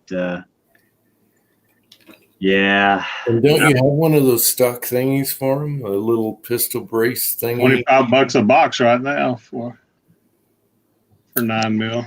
But Taco, don't you have a little pistol brace for a Glock? Yeah, it's who makes that? You bought it that day at Gunny's. Yeah. Yeah, who makes that thing? I can't remember. But yeah, it's basically a buffer tube adapter for the Glock. Huh. And so you can throw a buffer tube on and then an arm brace, and it's actually really sturdy, which is very surprising. It has a little part that goes up the what do you call it? The butt plug, like the grip, the back of the grip. So, and then you put like an RMR style red dot on it. I think that's just so handy. Yeah. I don't know. That's tough to beat. And that was cheap. If that was full auto. That'd be one heck of a. That'd be so much fun. Yeah, okay, 18 with that arm brace thing. And suppressed and replacement parts are so cheap. That's very practical. That and the AR lower. Yeah. Now, Taco, is that the MCK micro conversion kit that you're talking about? Which one? In those for like the Glocks, like it's like let's see. If you type in like no, this one looks like a buffer. conversion. Looks like a buffer tube on the back of your phone. Okay. West Covina. Gentlemen, it is 1:00 in the morning, and I have to get up. I hope you wake up to good news, Ozark. I'm worried. I'm so worried. This is closer than I thought. There's too many dingbats out there. It's the Endo Tactical. Okay. Yeah, and it's not that expensive. I think it's only like $35. Oh wow, yeah, that's way cheaper than the micro conversion kit. Yeah, but it's only good on the full size. So it says it works on the and the older gen. So Gen 1, 2, and 3, Glock 17, 20, 21, 22, 24, 31, 34, 35, 37, and 18. Wait a minute. What are you talking? $35? Not this pistol brace thingy. Yeah, the brace adapter. Adapter or the whole thing? The brace? No, it doesn't come with the brace. Okay. It's just Okay. it's the adapter that interfaces between the buffer tube and the handgun. Guys, good night. Love Good night, everybody. Ozark. I'm going to take my crusty butt to bed. All righty. See you, brother. See y'all later. Good night, Ozark. You're staying later. right through. Okay. What time did he say he was having to wake up? Like 6 or something? Yeah, I forgot, but yeah, he has to go to work. Yeah. He's the boss man, so. So Chico, are you working from home these days? Are you doing mechanic? Ooh, I wish, man. I tried that at the job. They was like, no, you cannot work on these cars from home. So no, I'm working. But the school down here, schools down here just opened back up. If you wanted that option, and I kind of needed that option. I needed to go back to work. 'Cause my son was missing school. He was actually like asking me to go. He wasn't with the virtual and all of that. Yeah, how's he dealing with that? Well, he's better now because he's back at school. But Oh. one thing about it, schools close every Wednesday in the county I'm in for cleaning. So they clean the school. So I'm off every Wednesday until all of this hopefully, passes, succeeds. Does he have to wear a mask at school at all? He does. Yep. Yeah. He has to wear one on the bus. Bus picks him up. He has to wear one on the bus. And so like a week before school started back, like they were doing a virtual on Zoom. We started implementing him wearing the mask on Zoom so he could get used to, because it's hard for me, like even at my job, we have a check-in process and we have to wear a mask at the job. So it's like, to get a kid to do it, I know if it bothers me, it bothers him. You know what I mean? So, but it's been a challenge. I'm sure not just for me, like other people out there. It's like because it's different, So, but working from home, I tried that. I was like, can I do some paperwork? It was like, nope, ain't gonna work. You can't work on these police cars from home. Yeah, my mom. Oh, it's getting late. I was gonna say my wife. She works at the school that my kids go to, and she's like one of the school aides, and helps kids read and catch up on the schoolwork and stuff. The kids that are falling behind. She says the whole mask thing is like it's tough for the kids because the ones who are behind are just falling behind at like a more exponential rate. And then they have to try and limit, I guess someone came out with a number of like how many minutes you can spend with somebody before like you're more likely to transfer the COVID or whatever. Anyways. And so she says that it's just that amount of time is just not enough to help the kids catch up. And so it's tough. It's tough for the kids. You throw a mask on a kid and they can't see facial expressions. They can't see smiles. They can't smile. You smile. Emotions. Yeah, you're right about that. Yeah, I definitely agree. And people like learn through that. And so just cutting out that half of your face and they can't hear as good, like because the teachers have to wear the masks. Yeah, because they're muffled. Yeah, and it's almost like conditioning, if that makes sense. You know what I mean? I hate to say it like that, but that's how I perceive sort of. So like when I pick him up from school, he still has the mask. I'm like, take the mask off. You in the car? You like take the mask off. Man, you're in the. But it's like I said, it's almost like conditioning, sort of. So. But yeah, man, we get by and we make it through, and like I said, hopefully everything will pass. And Hopefully, Yeah. Well, if Trump wins, though, you wonder what's going to happen. Like, the Democrats are still going to try and shut down everything, and then blame the economy on him. Yes, It's definitely. I told I think on our Georgia chat, I told them the other night, I said, look, this is how the election's going to work. It's going to be 50% of people that's going to be mad, and it's going to be 50% of people that's going to be happy. Ultimately, it's going to be a lot of people not happy on both sides, however it goes, because everything we're going through right now, So, and I know people probably like me that's experiencing stuff and they're not able to work. I know people's jobs have been shut down, like totally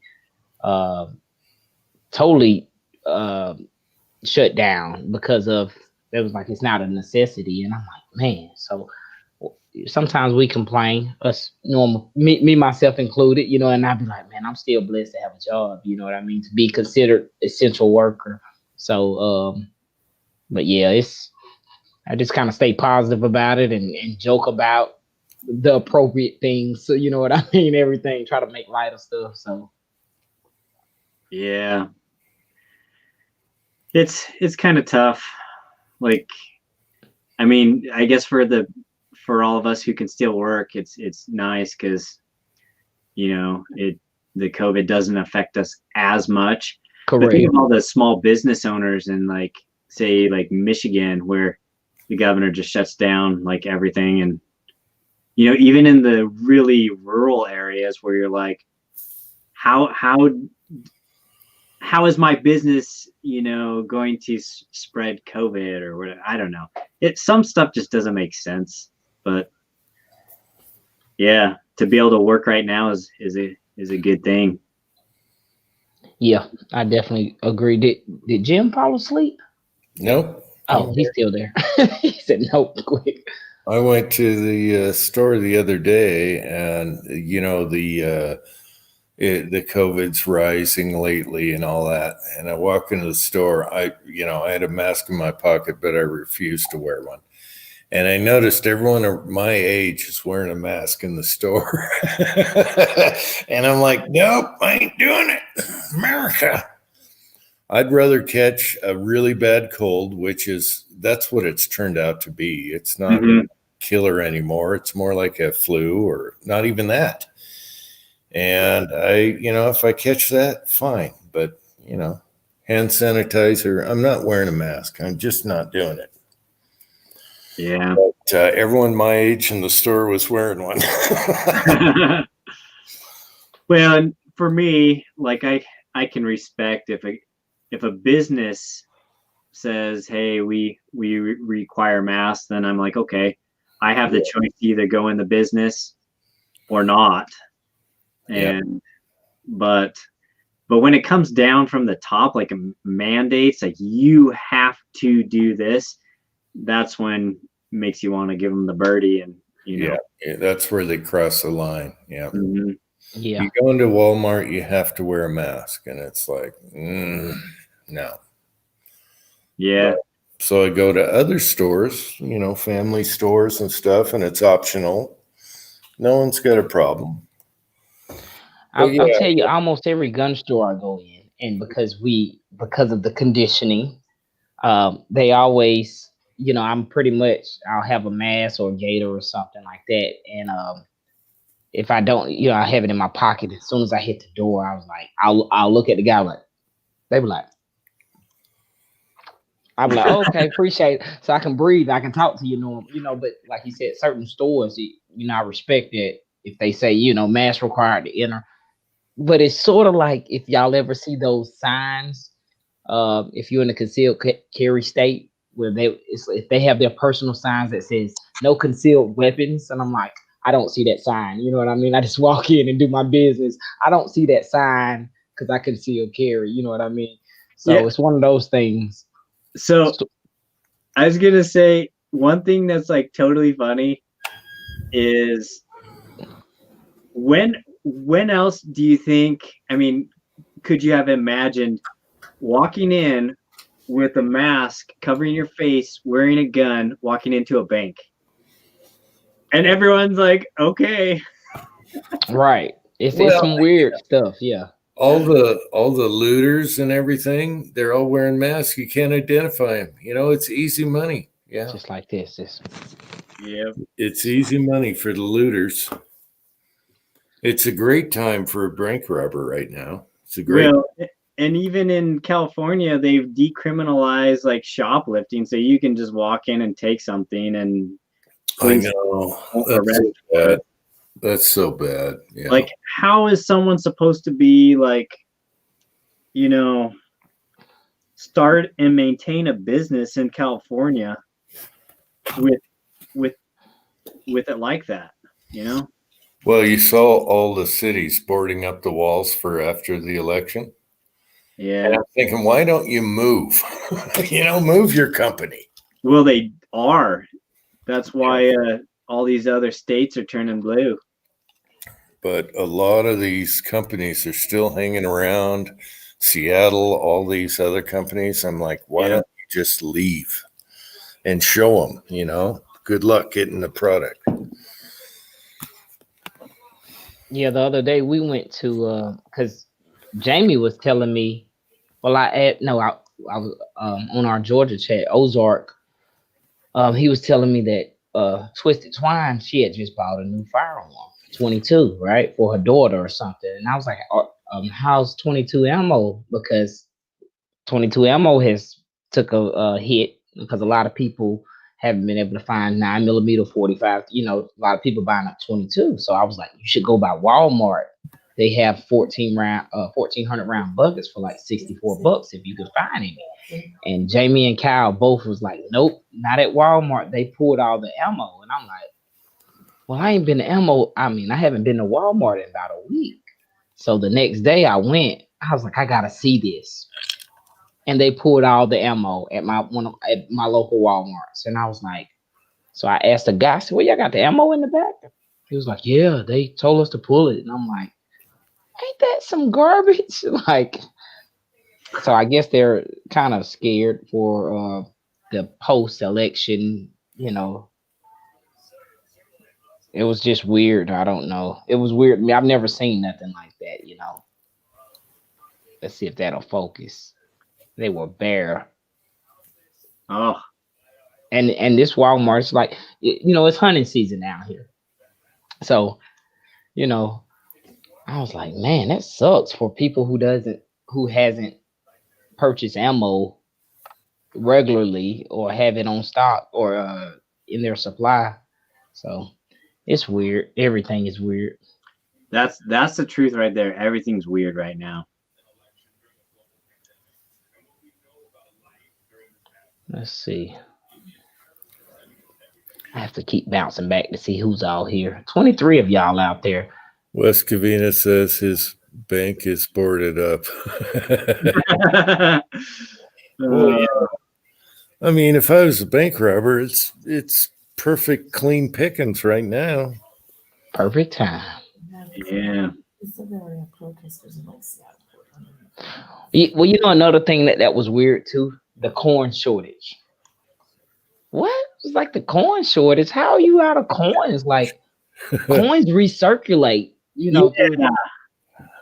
And I just think logically, got shot. Like coins don't money rips and it flies away. Coins, I find pennies at the gas station all the time. What do you mean coins shortage? What are they doing with coins? So I've got some theories, and I was telling people, and I said, I'm thinking they're trying to push us to like a cashless society.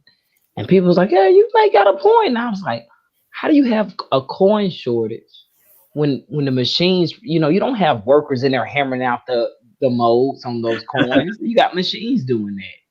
The workers probably load up the material, but it was like, due to the COVID, every restaurant I go to, exact change or pay with a credit card. And I was like, no, I'm not going to do that. I'm going to pay you in these coins I have. Help you out. So, MCK said the 7-cent taco challenge.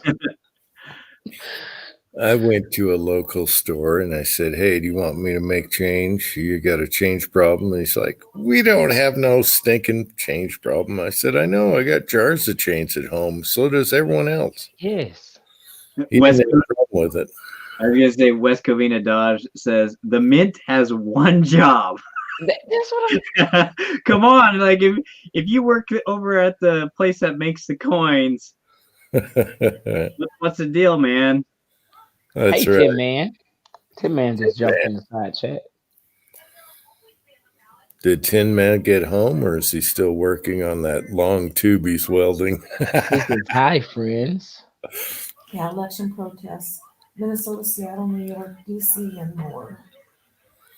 You know, it was one thing that was crazy about that coin shortage, and I'll get off of it. I was at a restaurant, and I was at Chipotle. My son loves Chipotle, right? So we was there, and our order, whatever it was, I gave the lady a $20 bill. She was like, it was like $15 or something, and she was like, "We don't have any change. Is that gonna be all right?" I said, "No, that's not gonna be all right. Like, I need my $4.50 back." Like, she was like, "Well, we don't have any change." I'm like, "For real?"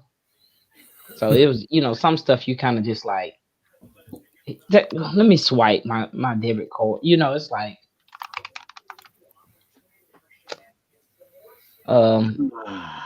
Hebe says for the last 10 years, 10 plus years, the number one item on every bank to do was to end the paper and coin currency. Like I said, I'm not a conspiracy theorist, but I was just like, if you think about it. Well, if you think about hoarding lead, it's good to have gold and silver in the house also. Yeah, I've got coins for days. Yeah. It's always good to have a little of that, but you still can't. And lead. You still can't eat gold and silver. So you That's got to true. have food. You got to have food. Yeah. And that's the ultimate trading stock is supplies. Taco, have you ever heard or possibly ran across a 45 caliber full wad cutter?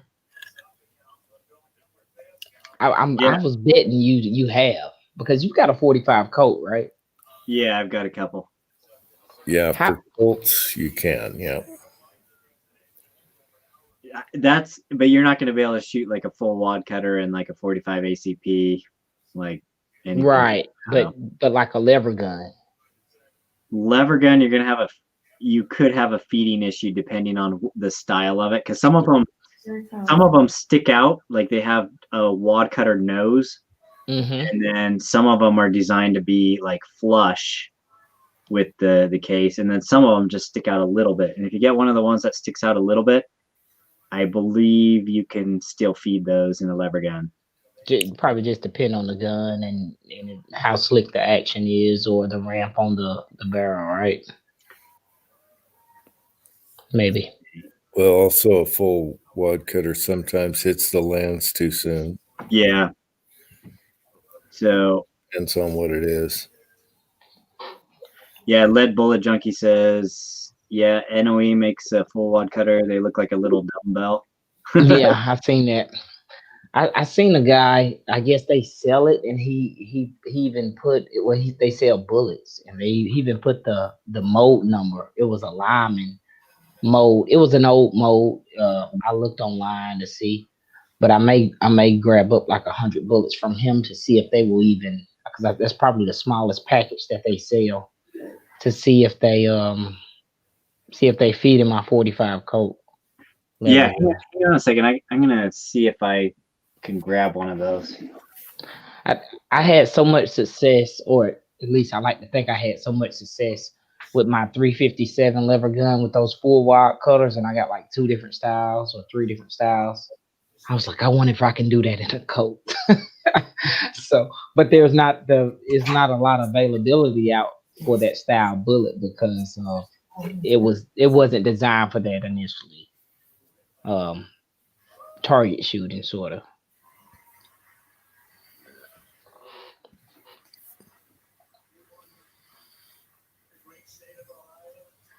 Let's see who's out there while Taco stopped away. Hebe's out there still. He say K24. And Tin Man said, anybody got lead on some small pills? I'm sorry, anybody got a lead on some small pistol Magnum primers? Those are the only ones I've never stocked up on. Just wait. They'll come out, Tin Man. They'll be up. Yeah. I think they will too. Until then, just change your powder.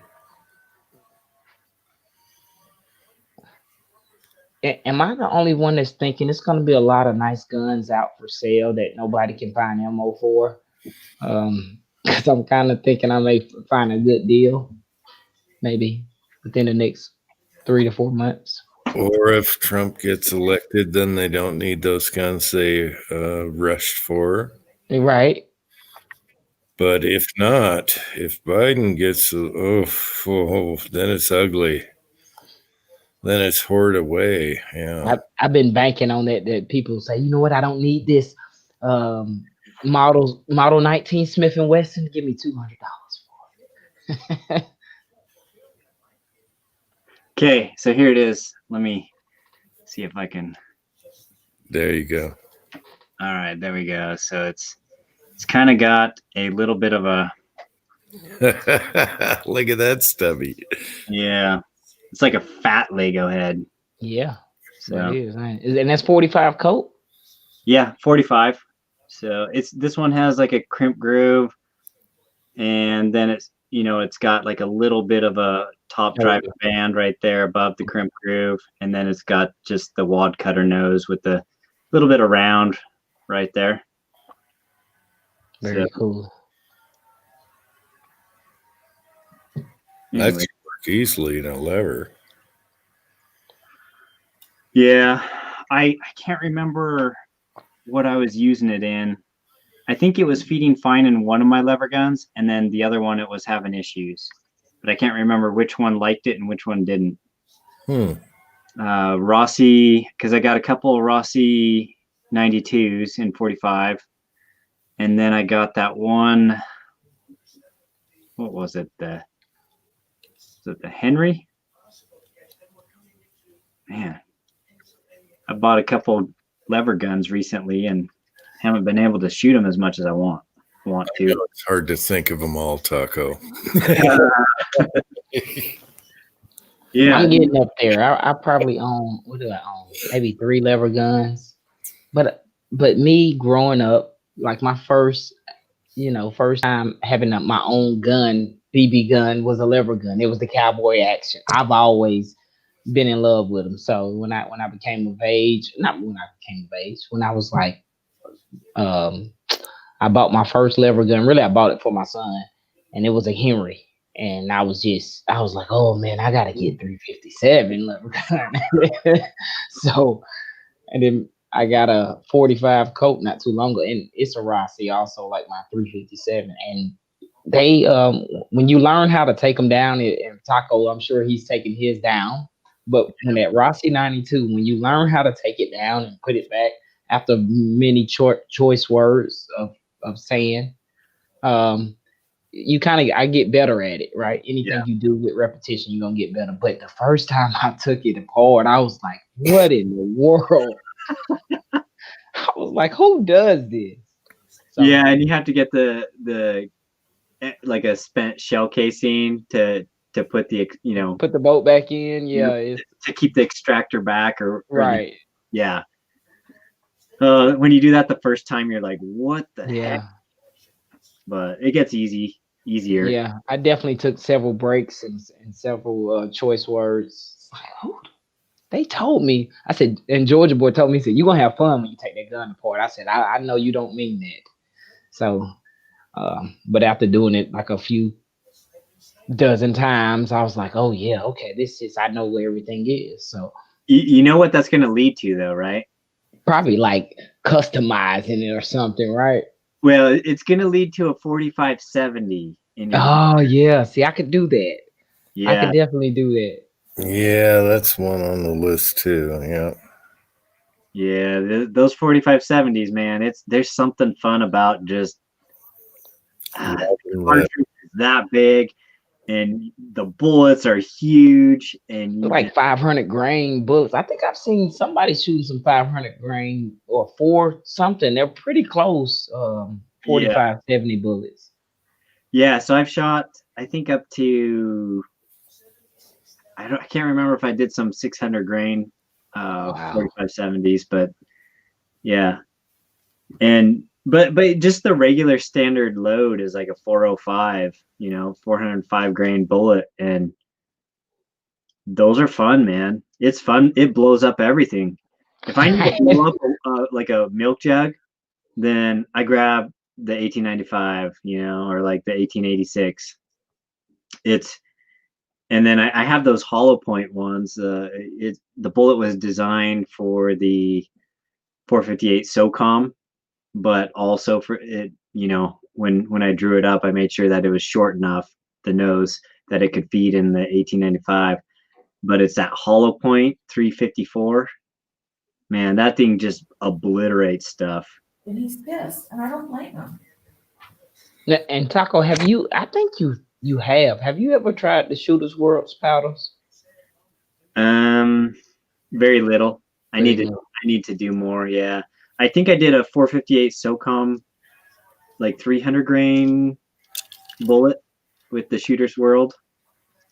With the 450 or with the SOCOM powder. Yeah. And that's why I asked that. I kind of remember that video, so I was like, I like their stuff so far, but I don't do a lot of stuff extensively. But I do like their stuff. Yeah. MCK says he loves the Shooter's World powders. They're cheaper too. They are. Like that's one nice thing about them. Okay, can I give an update on the election here? For sure. Yeah. Trump's doing a speech here, and he's pissed because all these states aren't declaring the states being won or whatever, and they're dragging it on, so they have to rely on Pennsylvania or whatever the next day or whatever. And so he's got enough points if they would start dinging off these states and checking them off, but they're not doing it. They're dragging it out. They're doing the same thing they've done to him since he's been a president. And that's disgusting. And he's doing a little speech here, and he's pointing it out that all these states here, he's only got one that he's not. There's only one, right? That he's not in the lead. And they don't want him to be above Biden so they can declare anything. If he wins, he'll have 300 electoral votes. He would have enough he'd have enough votes. And like 30 over. Yeah. And so they're doing this again to us. It's the same Russia crap. It's man, I'm frustrated. Okay, there's my little take on that. But you see what I'm talking about. Yeah. They're rigging this out. They can call these states, and they're not doing it. Well, And man, I'm so sick of this globalism BS. I am so sick of this. Because they haven't called Michigan for him yet, right? They haven't called a bunch of states that they can call right now. Georgia, Michigan, Carolina, North Carolina, Georgia, Pennsylvania, and Wisconsin. Michigan, he's ahead 71%. He's got. So they got him lagging. They got him lagging. So He's got they're trying to push it off to where we're gonna find out. 91% in. He's ahead by. Oh my gosh, 91%. And he's ahead. This is so. Nevada. This is so bad how it's going. It's just. But they're doing it because they want to make it look like They want to make it look like Biden, and he could literally win this thing, but they're going to drag it on and wait until these fake ballots come in Pennsylvania. Yeah, Pennsylvania, huh? Oh, Pennsylvania. If I see someone from Pennsylvania right now. Well, it's funny though, because like Pennsylvania, he's at 56.1%, and Biden's at 42. And they're still going to drag it for 3 days. Drag it for All because of judges. Yeah. See, look at how they are. 93%. See, Georgia, they haven't called Georgia yet. No. Are you kidding me? Yeah, and Georgia is at 50.7% to 48.1%. Michigan can go check off right now. They were checking off. Michigan is like at 16%. Wisconsin, he's 100,000 votes ahead. Man. 91%. It's frustrating, guys. Like I said, I'm still young enough to do it. Bring on the revolution. My wife says, let me divorce you first so they don't come after us. It's all right, dear. I'll stay away from the house. You'll have to put all the assets in her name. So Go mobile. I'll change my name. Anyway. it's 23 of y'all out there still watching, so thanks for hanging with us. Jim, quick question. Did you do anything special for the missus? Even without Pennsylvania, which is 700,000, he would win if they would just shut those other ones through. And Jim's wife is pretty mad. She's pissed because even without Pennsylvania, he can shove them through right now. It'd all go red. Mm-hmm. Oh, it's so frustrating what this country has become since he's been elected as a non-politician, and they do not like that. He's not your game. So K24 says, LOL, I'm from Pennsylvania. LOL, not my fault. K24. And let's see. The markets are down because they won't call it. The markets are going down. They were up almost 200. Now they're 500 points drop. Oh, man. Drop your stocks and grab your socks. Oh, my gosh. This is crazy. I've never seen nothing. I'm 60. I haven't seen this before. It's bad. Yeah, it's crazy how different they treat Trump. I agree. That's because he's not a politician. He doesn't play the game. And that's why this whole thing is like this. Yep. I just hope he gets elected so he can fire the head of the FBI, CIA, and get the Bidens and the Clintons in jail, which will never happen. But they need to go to jail. They do. Absolutely. I mean, it's ridiculous. So we're pissed. It's our anniversary. We're used to staying up all night on election days. So the last one was awesome, man. We were high-fiving. It's like winning the Super Bowl. This one is so disappointing how they're doing it. Well, they won't call the states. That's why. I know. So hopefully they call Taco, the did y'all say, probably you and Uncle Jim, do y'all say for a 30 caliber can, or probably for a can, direct thread may be better because of the adapters are so expensive, or they semi-expensive? Sorry, say that again. The like a suppressor can, because of the price of the adapters, like the quick change adapters, would y'all go with like a direct thread? Is that what y'all were saying? Oh, he fell out. That was Taco fell out. It's the Chico and Uncle Jim show now.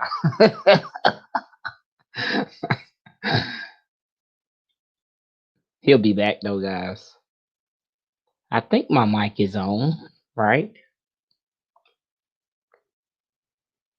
I'm sorry, I was on mute. I was gonna say yes, because it's like $80 for each flash hider or whatever.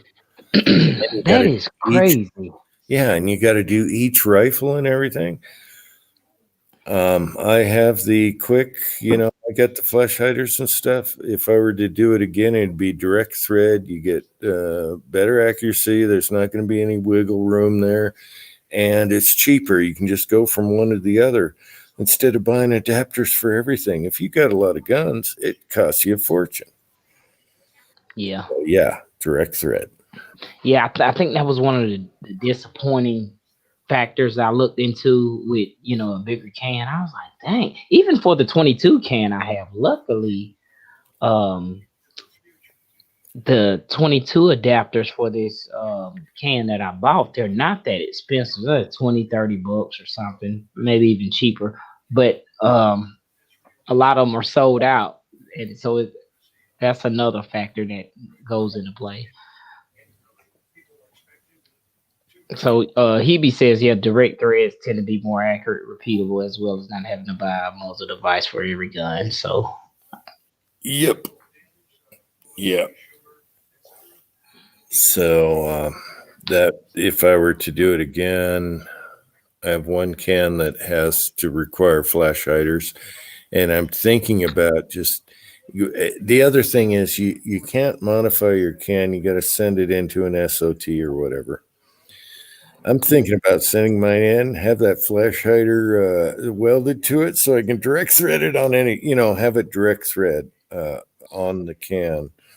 And that way it just threads on to anything. Hey, so Jim, did you know, I think Kenny has his SOT. Yeah, I think he's got one side of it, but if he does, yeah. Yeah, I think he can work on class 3 items, I believe. Okay. So you might talk to him about it. I don't know. Yeah, it's just that SDN6. I just thought about having it just get rid of weld the thing onto it so turn it into a direct thread. Yep. I've actually had that same idea. Totally centered and TIG welded, whatever. Other companies can do it. You can send it back to AC and they do it. But yeah, there's a lot of better cans out nowadays, though. That little guy was supposed to be small and light for its time, but it's like a brick now compared to everything. Oh, yeah. It was built like a tank, though, man. That'll last forever. It is built like a tank, all Inconel and all that. Yeah, that's what I got it. I was gonna say with the Omega, I've seen a couple of those come apart, and but Silencer Co. fixed it, so yeah, it's usually rapid fire with high caliber that just once you get them red hot, then they start blowing apart. Yeah.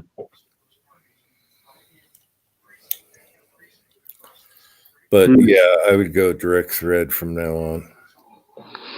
Yeah, I was thinking that because the main thing for a 30 caliber is my Ruger Predator, and it's got some pop to it. It's got a nice crack to it, but I'd like to shoot that suppressed and maybe eventually get my son to shoot it. Another thing, I bought him because he likes to shoot. He just don't like that crack, and that's why I got the can. Yeah. So I bought him a 22 conversion kit for my ARs, like so my little trunk monkey and my full battle axe. It's but how would I'm sure it's an adapter. How could I adapt that to an AR platform? Because your ARs have your standard. What's the thread pitch on that? Well, it should be 1/2 by 2/8, which is fine. Standard. So I could buy a standard. I would have to almost like a reducer, right? Okay, I'll just throw this out.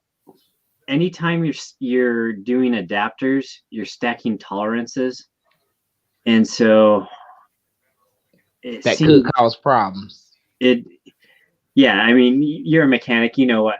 When you stack tolerances, then sometimes you have undesired consequences. Right. I Right. I used to have several 22 pistols, and when I got my suppressor, my first 22 suppressor, then I put them on, but you had to have a little adapter. Like they came with the adapter, like the Ruger SR22, and I had a GSG 1911 and several others. And what I found is that when I put the 22 suppressor on with that adapter, then the point of impact, it threw it off so far. And maybe it's just the guns or the adapter or something, but I sold all of my 22 pistols with adapters, and then now I just have the what is it, the Mark III pistol, and I can shoot, throw a suppressor on there, and shoot stuff. Well, okay, you got to let Chico know that those guns had a skinnier barrel than normal for 1/2 by 2/8. Yes. And the reason for the adapter is so you can take the slide off. You got to take the barrel off. And if it had a thing on the end, you can't take the barrel out of the slide. See what I mean? The end, the muzzle end. Right. That's why they do that, because the barrel's skinnier. And I haven't had that problem, Taco. I have some that are like that, where you have to take them off to take the barrel off because it's got the adapter. And point aim was fine, but that's what he's talking about. Yeah. Now, if you went out and got a Ruger pistol, it's already threaded. It's 1/2 by 2/8. It goes directly on. There's no adapters. But when you have something with a slide with, you got to take the slide off and take the barrel out of it, then there's an adapter. And then you got to deal with that. And if it's not done right, or if it comes loose, you got to worry about that. So that he's talking about. It's a skinnier barrel that's made up to 1/2 by 2/8. Gotcha. Yeah. West Covina Dodge says Utah problems. Keep rubbing it in. But yeah, and Hebe says, yep, the more adapters you add cause different barrel harmonics. But also, you got to think about, the timing of the suppressor on the barrel.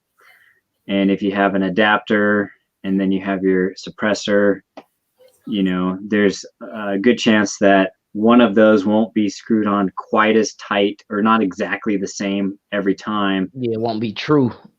And so it'll be different. And so depending on, how tight it gets screwed in, then it could throw point of impact off.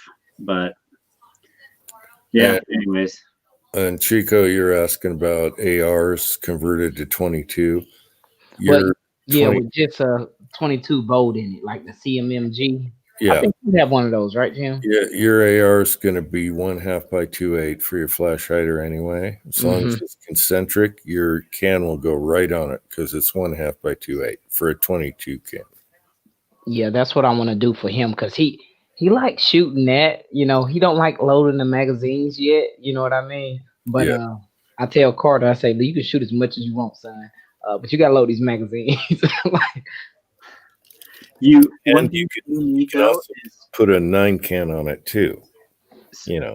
The AR barrels have a longer threading, like the threaded portion, longer than the 22s.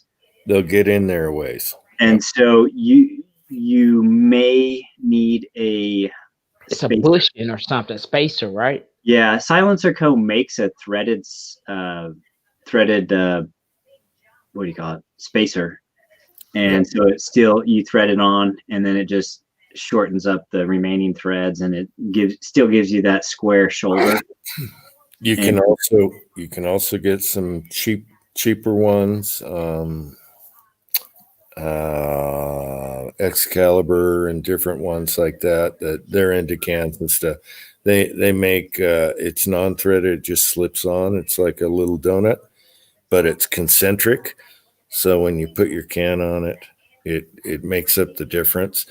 It'll depend on your can how much distance it can take. Like I've found the The one we both have, the TL, it can handle screwing in a big old long thread into it. You know, Yeah, that one can. it's but got there- room there. Yeah. So it's just the amount of threads going into your baffle stack. Yeah. Yeah, some good information, man. I know I'll grow and change stuff eventually. You know what I mean? But I want it to. You know, it's crazy. I did my kiosk. I did my fingerprints in December of last year, and I put a video out, and then people was like, "What can are you getting?" And they didn't have the can I wanted in stock, so I actually purchased the can in June or July. So now I'm like, if I would have purchased the can in December, I would already it'll be approved already, at least hopefully. So it was one of those things, but I didn't on my first can. I was like, I want this can, this switchback, and it's not available. So I had to wait until it came back in stock. So, but I'm sure I'll change stuff just like I have with cast bullets and other guns, and I'll learn stuff and probably fail. But that's how it happens. Yeah. Just make sure you don't shoot a 45 through a 9. Yeah, I'm not gonna do that. Yep. And I have the trophy to prove it. Yeah. Oh, man. I don't know if I'm going to be able to make it super late tonight. It's already about 1 o'clock our time, Uncle Jim. No problem. I appreciate the invite. Gosh. I was going to ask you if you guys work tomorrow. I know Uncle Jim's working on the YouTube studio. Well, Yeah. I'm supposed to. Yeah, tomorrow I'm supposed to go down with the neighbor and shoot at 300 on his property. What gun are you going to take to shoot 300? My son is bouncing all over the place. I'm like, let me take the 700 down. I haven't shot it at 300 yet. And shouldn't drop too much. And, it's 308. That's an AAC 700, if you know what that is. Which one? Remington 700 AAC. It's the one AAC. Yeah, but which, is it the 300 Blackout or the 308? Okay, 308. 308. I had one of those, and then I ended up selling it. And not call it. And You knew that was going to happen. yeah, it was a good one. It shot well. Yeah, I put some old federal match in it, and even with me, I shot like a half inch with it, 100 on video. So I figured 300, that's a good one. My Grand's dirty now because I shot it today in a video. I'm take that down, shoot it at 300. I might lob that Marlin lever action, lob it with wad cutters at 300. I don't know what. He's at the end of my driveway, so we can always go down there. But Yeah.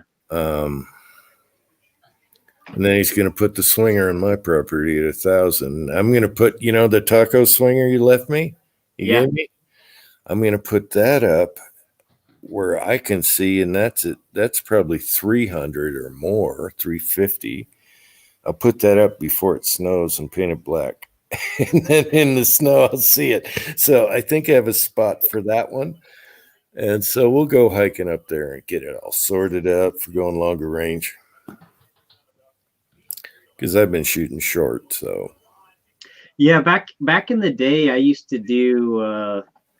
take my AR out in 300 Blackout, and I was shooting the 150s and with a bunch of H110 or Lil gun, I can't remember. But I would shoot that thing out to 300 pretty easily. That AR was good. With high vel or lobbing them with heavies? It was the 150 grain high velocity, or higher. Yeah, about 2,000 feet per second. Yeah, I can't even remember how fast they were going, but I could hit what I was aiming at, so it worked good.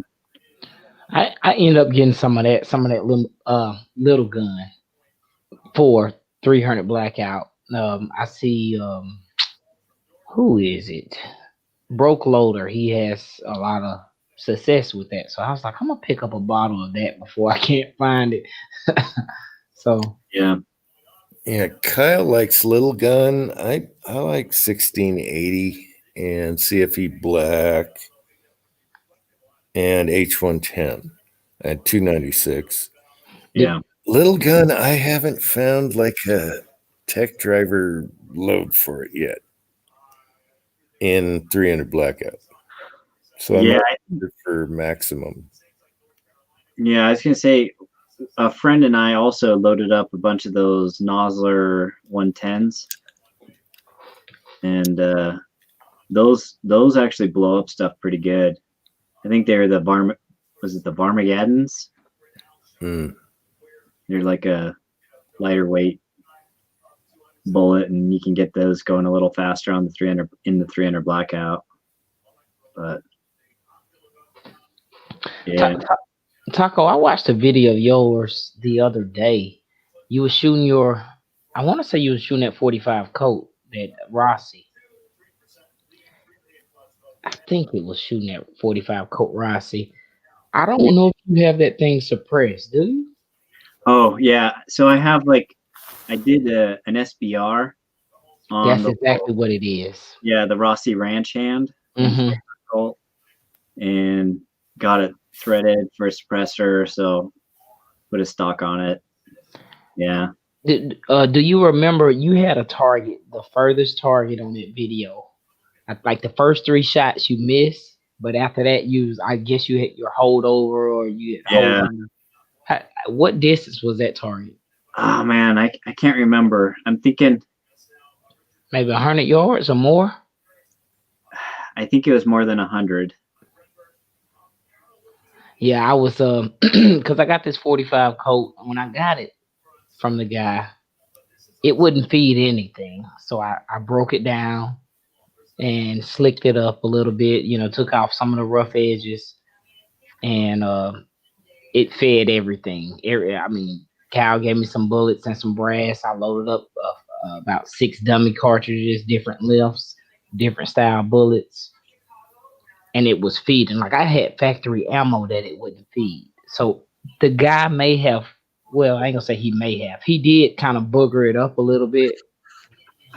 So, but at the price I paid for it, it was gonna be either a wash or I could turn it around, and I just slicked it up just like I did my 357, and I was like, man, I gotta load. So I haven't loaded anything up yet because I've got a variety of powders, but people have been telling me, unique, and I'm sure you've got some powders that you prefer in that cartridge, you and Uncle Jim. Yeah, I shoot a lot of unique in a lot of cartridges. It is a versatile powder. Yeah. I've got a good 9mm load with unique for, the supersonic ones. And yeah, I even have I was going to help a friend do some 4570 with I think it's a 405 grain bullet with 13 grains of unique. That's kind of like the cheap plinker load because, otherwise if you're filling it up with a rifle powder, you're going to be putting in 50 plus grains. And then so you compare 50 to 13. Right, that's a difference. Yeah.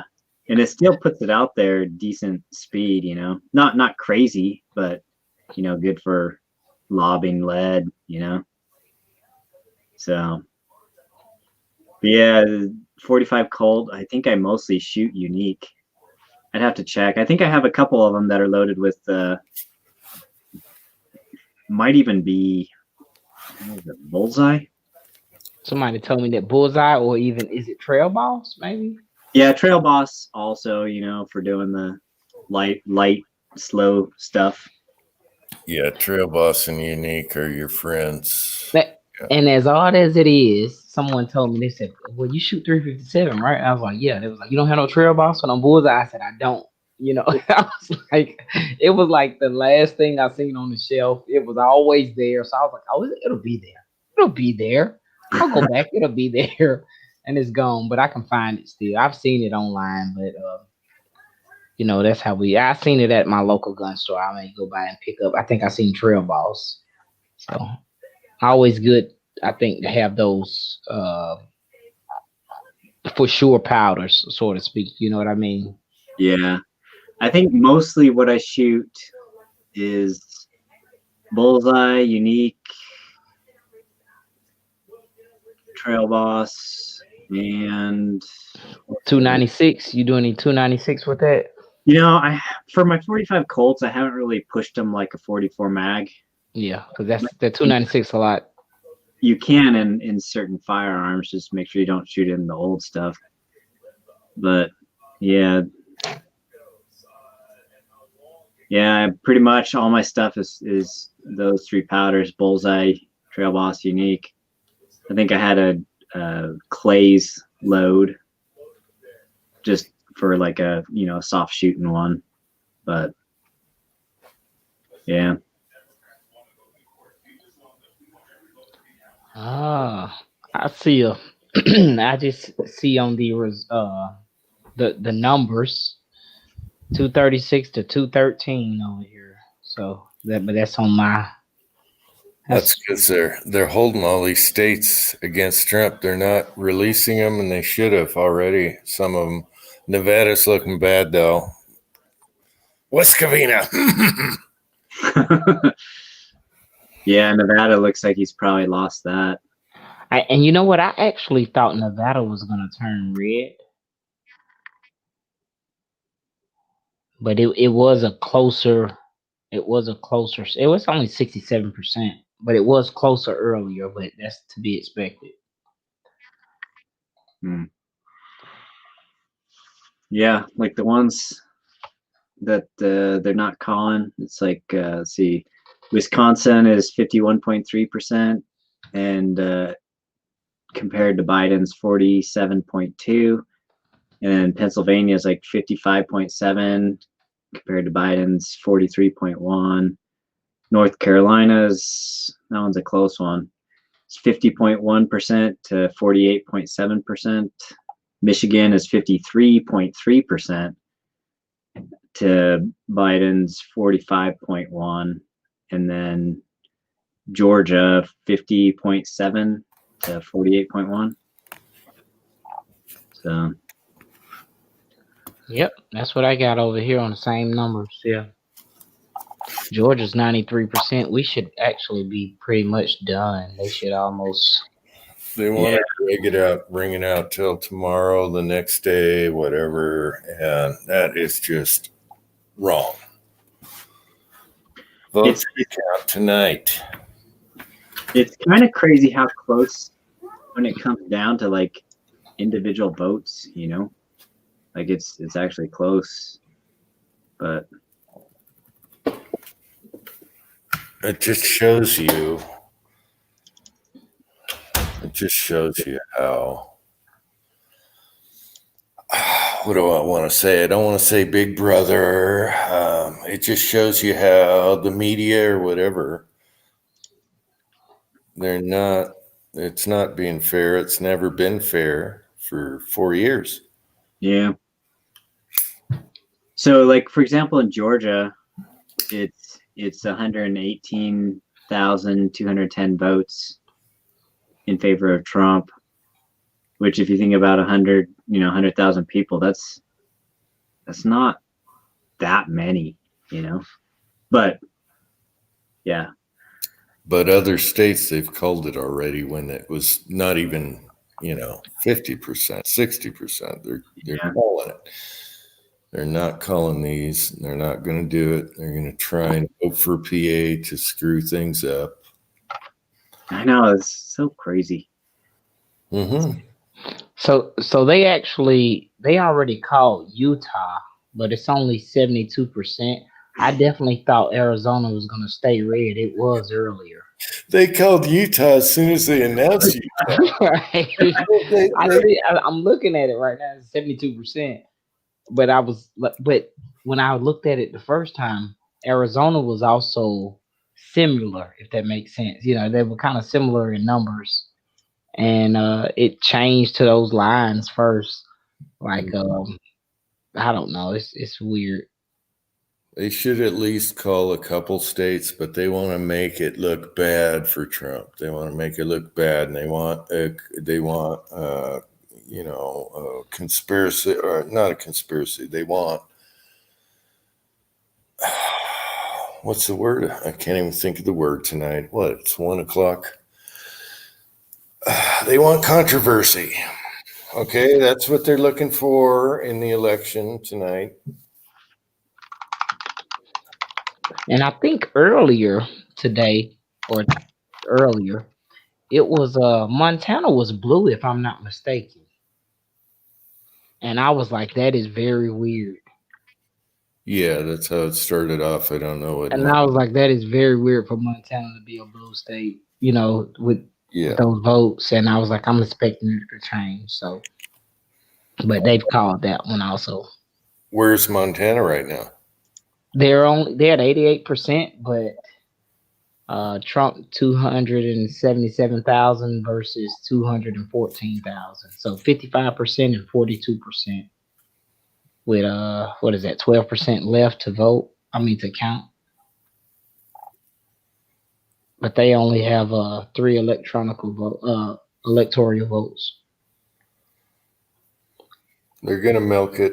They're gonna try and delay, just like Pelosi. Delay. Pelosi, she needs to retire. I'm surprised these people are still in office. Schumer. What the heck are people thinking? Schiff. Schiff. Man says, how does Schiff keep winning? Oh, Jerry just hopped on. Jerry, hey brother. Probably like, what are you guys doing?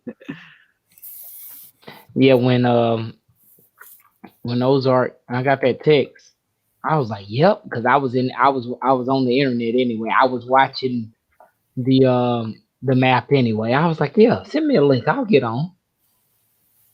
Yeah, because I have the day off tomorrow because I worked so much over the weekend, and I was supposed to take Monday off, but I had to work Monday also. So I said I'm taking Wednesday off so I could stay up all night on Tuesday, election day, and then I was looking around for any live chats, and there were like none. So I was like, let's just make one. So. My first comment was, during an election? Are you kidding? Hey, Thor's X, I didn't see you step in. Hey, bro. You know what? It's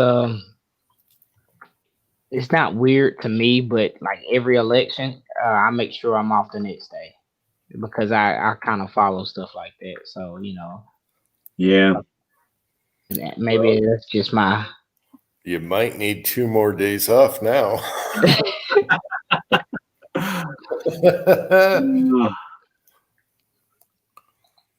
Yeah. It used to. I remember, and I'm not that old, but still, I remember when like the results would already be out. We'd be celebrating whatever, Some people be mad, some people be celebrating. So it's they are. I think they are dragging it out like. It should end tonight, and it's not going to. Yeah, so West Covina Dodge, he says, thanks, Taco. My blood pressure was through the roof watching Fox. Thanks for the chat. Well, I figured like it'd be kind of a nice thing, we just talk about it. Even if everything went really bad, then at least we could have a good time on a chat still. Make it less bad. And you didn't interrupt anything. It's still lingering. It's lollygagging. Yeah. Thorzak says, term limits on Congress. Yes. And term limits everywhere. I agree with that. Term limits on everything. So. Yep.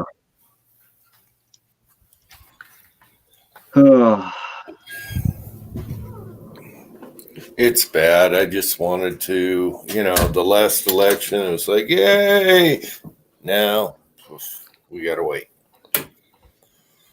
Yeah, it is funny though that they're not calling it, No, it just shows you how many certain people have control of everything. It's getting worse and worse. So Jerry was asking if Schiff head won re-election. Yeah. And he should be in big trouble for all the Russia stuff. Oh, really? It'd be nice if he lied through his teeth. He should be called on it, but no. It'd be nice if people were held to the same standards that we are, Yep. You lie under oath, you go to jail. Prison, actually. Yeah. Biden's, they all deserve to be in jail. The Clintons. It's bad. I thought this would be more of a landslide, and it's not. I'm disappointed in the people that live in this country. They are stupid. They are. They are really stupid. So Thorzak says they ended up with Jay. That's sad.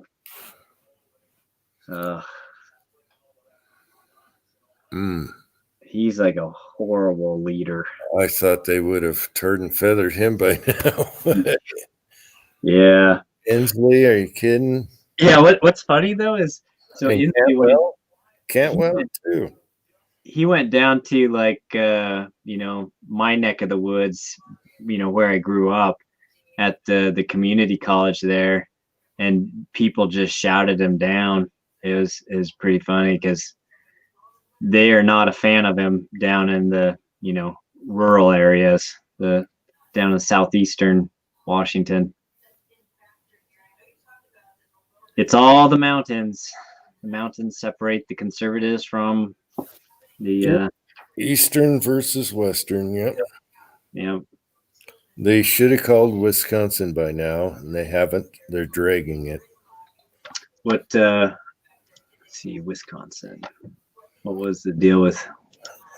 It's like 90-something%, I think, and they should have called that one. Okay, Wisconsin. Okay. Yeah. 93%. North Carolina is 94%, and Georgia's 94%. The Senate's kind of filling back up, so there's not that huge space of seats, so that's okay. But it's not looking good. It's not what I thought it would be. I thought this would be an easy one. Yeah. I think there's a lot of fake votes out there. That's what I'm thinking. Yep. Shenanigans going on. And it's all ballots.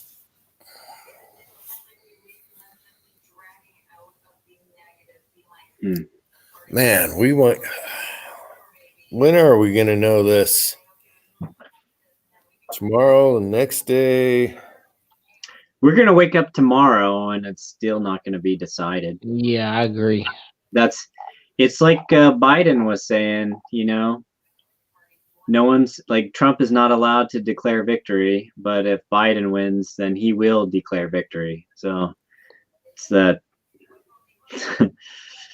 Do as I say, not as I do type. Yeah. So, yeah. That's. I was kind of, I ain't gonna say I was surprised. I see, even though it has been called for Biden, Massachusetts, it was like a huge, 65 to 32%. But then again, Biden's from Delaware, right? Was those one of his popular states? Well, right now it's like 25 and electoral, and like Tin Man says, look at his quote right there. All but Nevada. Undecided states, but Nevada are leaning. Yeah. And if they would just post some of these that are 93+%, Wisconsin 93%, they should have already called that. Yeah, Georgia 94%, Yeah. North Carolina 94%. Yeah, Yeah. so it would be neck and neck, but they don't. Pennsylvania is still 64%. I call BS on that. Oh, that's going to go on for a day or two It says 64% votes counted. because of the judging. That was so bad. I can't believe the judgment on that. You got Wisconsin at 93, like you said. Michigan at 73. I call I don't know. It's kind of hard to say what you call them. Alaska's at 32%. I want to go to bed and have my wife wake me up and say, Trump won. I won't need coffee, but I doubt that. It's going to drag on. I'm having coffee either way in the morning. I feel like it's going to drag on just because the way that they're making it happen, they're making it drag on. They want it to go to PA, and I'm disappointed in PA with the fracking and all that stuff. You stupid people over there. Sorry, K24, but you're stupid people over there. Well, I mean, if you look at where it stands right now, I mean, it's leaning Trump quite a bit, like it's 55.8% to 43%. So yeah, but they just want to milk it as long as they can. Yeah, because they want every vote to count. That's what. Let's just make sure they're all certified votes, because I don't believe it. Yeah. There's not that many stupid people. There can't be that many stupid people here. I think if it says Biden on it, they'll say this counts. If it has Trump on it and it's like late or whatever, they're going to argue. Yep. Yeah. So I see Tim Man said North Carolina's too close to call. Mm. They're at 94%. Where is that at? Yeah, I was worried about North Carolina at the beginning, and then 50% Trump and 48.7 for Biden, 50.1 for Trump. Yeah, it's close. Yeah, I was worried about North Carolina, but it's better than I thought. So I knew South Carolina would do it. But come on, there's some states he can post right now and be even with them. They can throw those. They're ready to go. I mean, the other ones they called earlier. If it was for Biden, they called them earlier. But now there was just an update on my side. I don't know what changed, but I did something did a refresh on its own.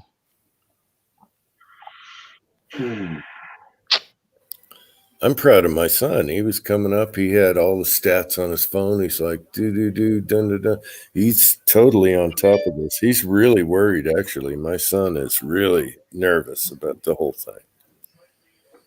He's got anxiety.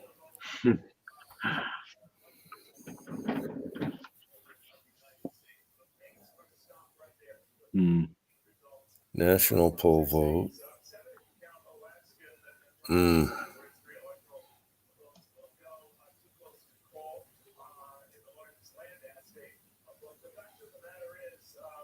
North Carolina, come on, call that.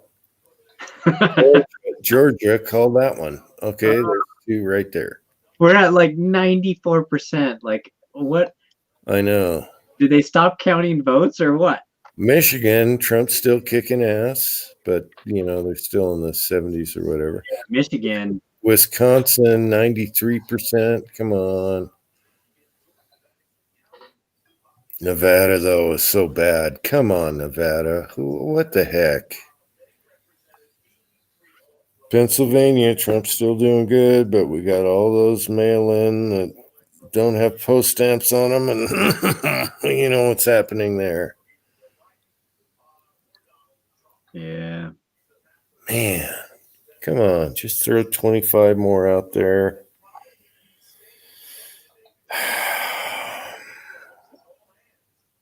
Too bad it's COVID right now. Otherwise, I'd order a pizza right now. And Well, don't they deliver to the doorstep and you throw something at them and you're done? not at like, what is it, 120 or whatever? You probably get Chinese delivered where you live. I can't get no good food around here. Yeah. I will say that Jimmy John's is freaky fast. Do you get Chinese? Do you have any Chinese that delivers to your house? Other than Panda, which sucks. That's cardboard. Yeah. You know, I usually don't do Chinese. I love Chinese. I used to get it delivered in Washington. It was so good. 20 minutes and galore. Good stuff too. Thorzak says, Mike, I'll buy you dinner if you want to order something. Woo! I think everything is closed right now. It's like 1 a.m. I guess McDonald's is open still, right? They're still 24/7. So I'm missing something on Hawaii has zero reporting. I know they're on a different time zone, obviously. But it's zero reporting totally. Oh yeah, 0. And they have 4 electoral votes. So that doesn't. They're waiting on Georgia, North Carolina, Michigan, Nevada. So they can be like, we don't even have to count. Is that what it is? So Alaska's, they have 3 electoral votes and they're at 30%, but they got Trump leading by about twice as much. Yeah, 61.4 to 34.7. Yeah. So Thorzak says that they have the best Chinese food there in Seattle. And I would agree, like up there's so many Asian people that you get some good Asian food. Well, Taco, do they have Japanese food in Salt Lake? Like authentic Japanese? My wife, even though she's white, she makes pretty good Japanese food. Even though she's white? Does she do that poison, fish that you can? What is that? The puffer fish or something like that? Yeah, the sushi. If you cut it wrong, then you can die. And Can she master that, or is she testing it on you, or anything? No. She does roll sushi. She learned I how love sushi, from my mom. So that is awesome. So yeah, that puffer fish is a dangerous one. Yeah. Which one? Puffer fish? Yeah, that's the poisonous puffer fish. When somebody said that in the side chat, and I was like, yeah, it all came back. I said, yeah. I don't care who the expert is. I don't want it. Yeah. You could have a bad work day and boom, you're gone. Well, they don't guarantee it either. Like they're like, I think you have to sign a disclaimer saying, or a waiver saying, I can die from eating this or something. Yeah, what if he has a bad work day, Yeah, he was like, I'm tired, maybe he's or he has like a little bit of shakes, so he's like, that fish. They're talking football or something while he's cutting it. He could be mad his candidate didn't win. And, he's just like, I got you. Been making my own sushi for 20 plus years. That's Rush Star out there. Thanks for joining us. I never actually, this is my first time seeing you, so yeah, Rush Star. He's been making his own sushi for 20 years. 20 years. Wow. Nice. All right.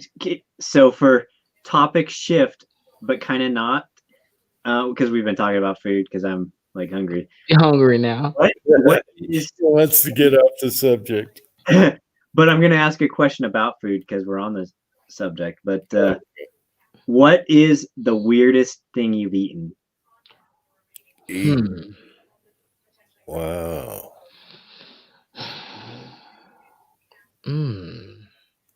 That's a tough one. I don't usually go too weird. Man, that's tough. Okay, I'll go first. Snake. Yeah.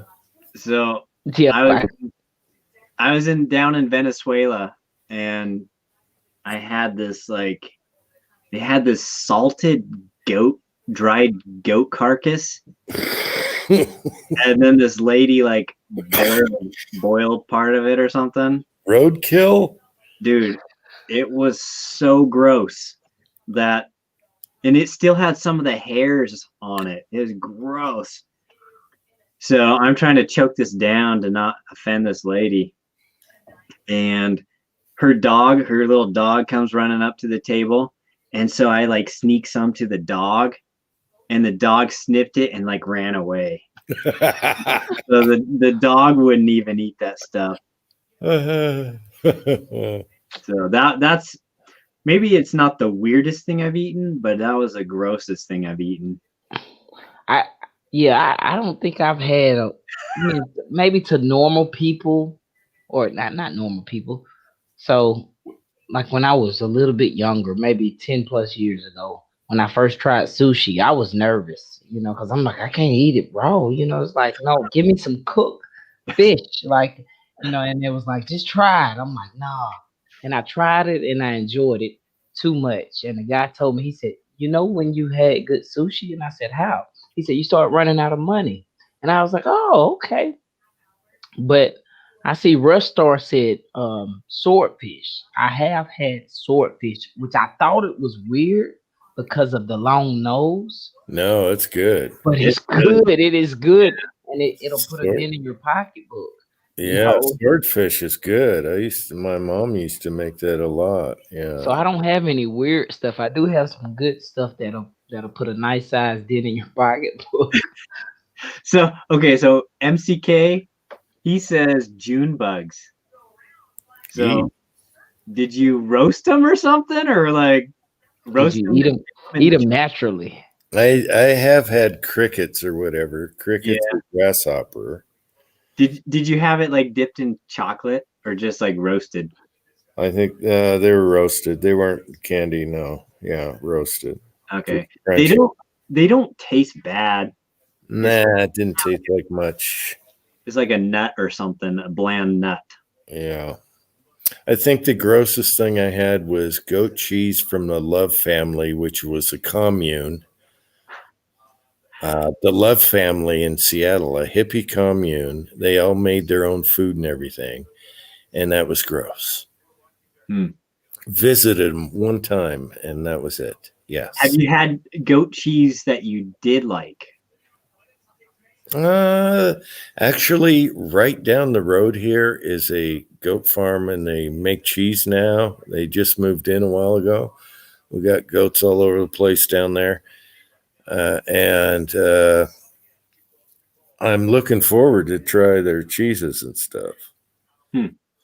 Okay, so Pony 47 says sea urchin. Ooh, yeah, that would be. Now those are those black pokey things, right? Yeah, you don't want to step on them. Yeah, and they're all gooey. They're all gooey inside. Yeah. I don't. Yeah, I don't like exotic seafood. I'll usually try like stuff at least once, and then because I don't know. So that was okay, and then how about gooey duck? That's not that bad though. It's just like clams.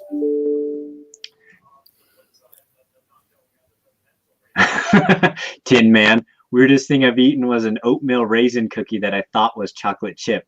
Talk about shocking the senses. He also said, I watched Uncle Jim puke up possum on his dining room table. Ew. So Rustar says, grossest meal I ever had was crowfoot soup in Belize, and it had a cow hoof in the soup. Okay, you got me there. I think the grossest part about that is like the feet are like the nasty parts, right? Blue Healer pineapple pizza for Cranky. Is Cranky still out there? Oh, you know what? I think I take it back. I think I have the answer now. When I was younger, I dated a Puerto Rican girl. She took me to a restaurant. I was probably in my early 20s. That wasn't that long ago. It was like beef cow soup. No, beef tongue cow soup. That was pretty weird. Cause I was like, I couldn't. If she wouldn't have told me, I wouldn't have thought that bad about it. If that makes sense. But it was like it's something popular in their culture. Uh, beef cow tongue soup. It was, I didn't want to bite into it. I just give me the broth. You know what I mean? Yeah, my mom used to like cow tongue sandwiches. I've never tried it. No tongue. The cow tongue doesn't taste bad. Like if like the taco trucks. Like if you have it with the Mexican food, it's like seasoned, a bunch and it's kind of chopped up and stuff. But if you have it just plain, it's kind of weird because of the texture. Yeah, this was chunky. It was look like a tongue to me. So I was like, no, give me the broth. Give me the broth. If you get one with a piercing in it, oh my god.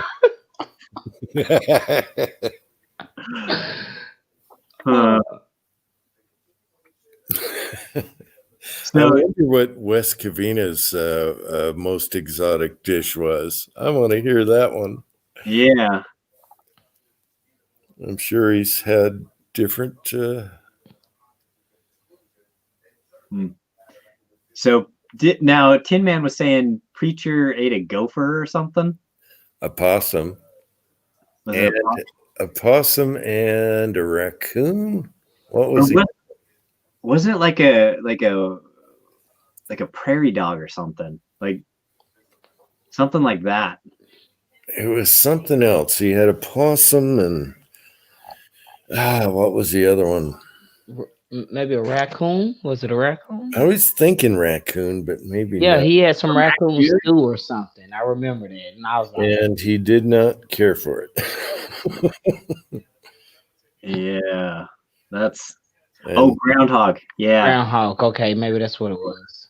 Yeah, and he can usually season anything, but yeah, when he don't like it after seasoning, it's done. No.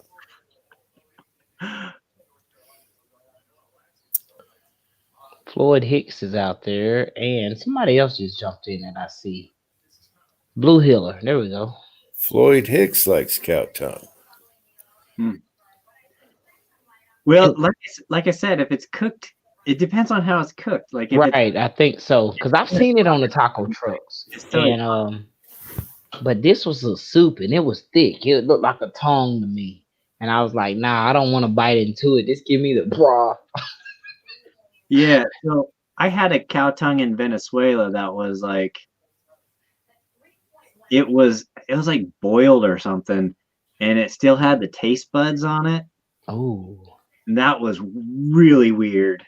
I mean, it didn't taste bad, but you could feel the taste buds on the tongue, and that was just weird.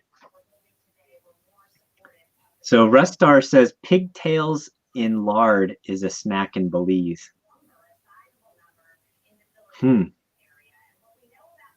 Pigtails in lard.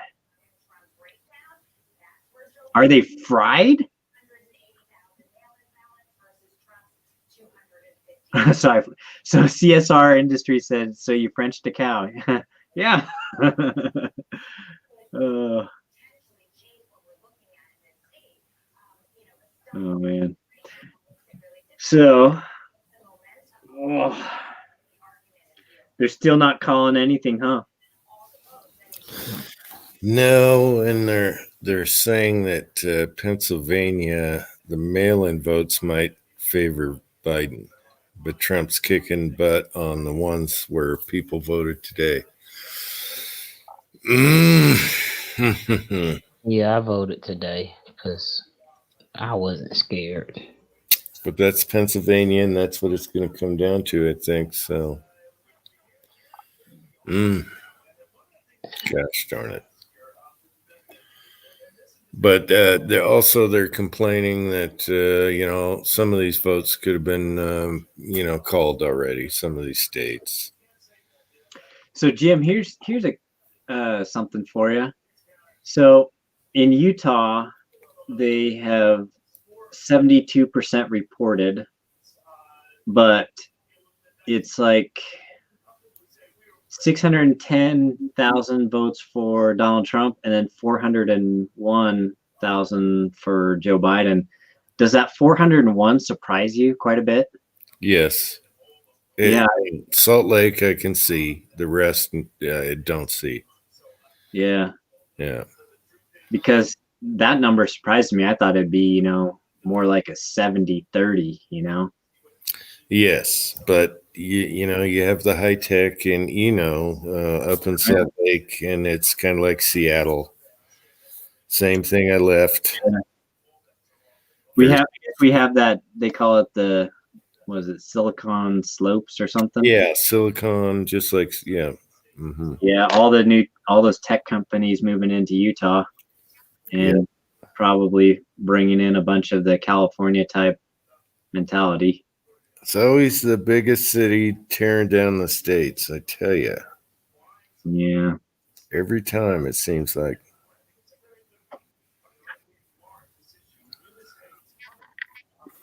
Oops. My wife gave up and went to bed. Oh, really? An hour ago, yeah. Oh, man. I still want that whisper in my ear. It's like, it was a miracle. Trump won. In the morning.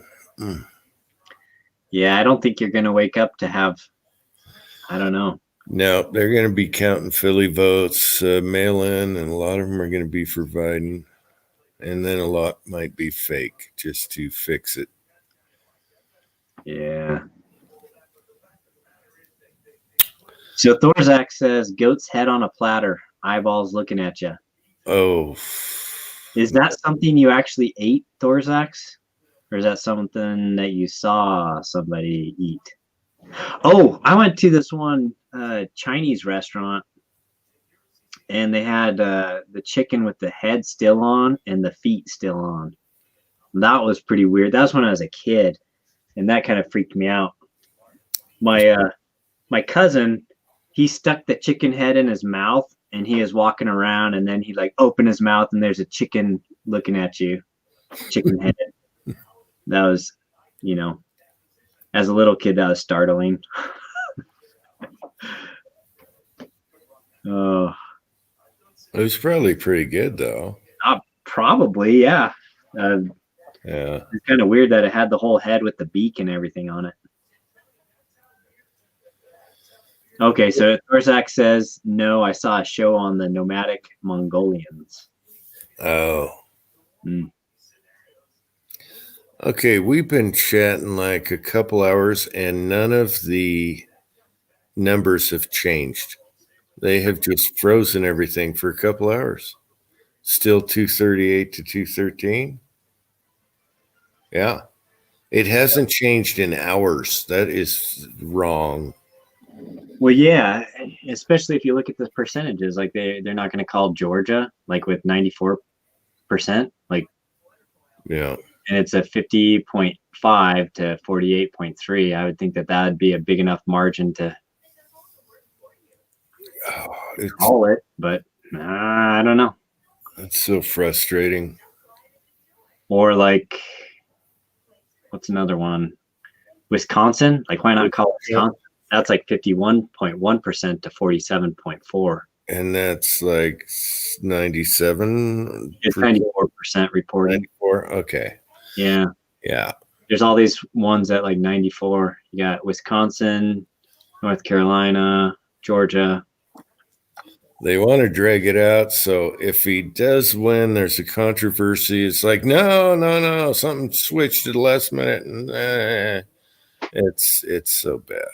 It's so bad. Disappointed in America tonight, I tell you that. Well, what I've been telling people is if we get Biden, then Oh, we deserve Biden, you know?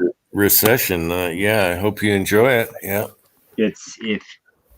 But not me, because I didn't vote for him. But whoever votes for him deserves him. You reap what you sow. Yep. But it's so weird though, because like we got this guy who has been a career politician, very, very corrupt. There's evidence, proof. And useless. Yeah.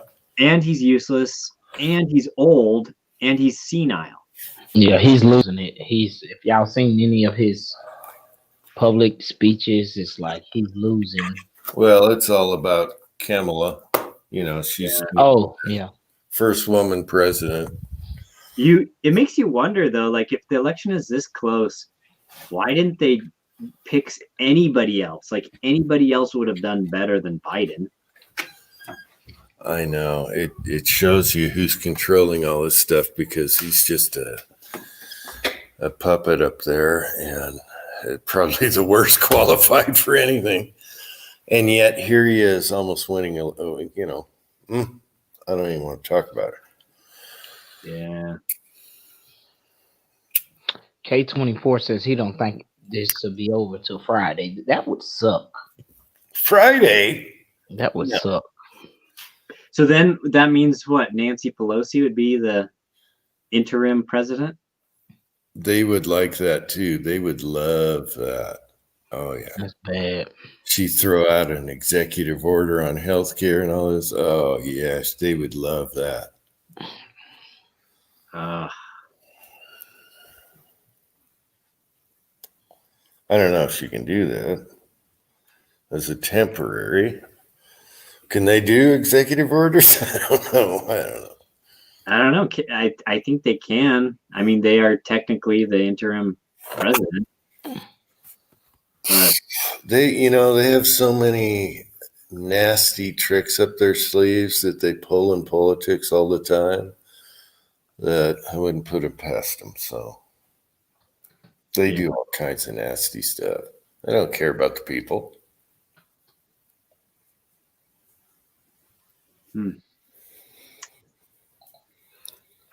This is bad. I didn't expect this at all.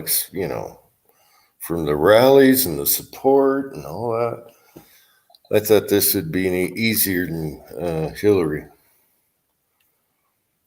And Hillary was more qualified than Biden, if you believe that one. So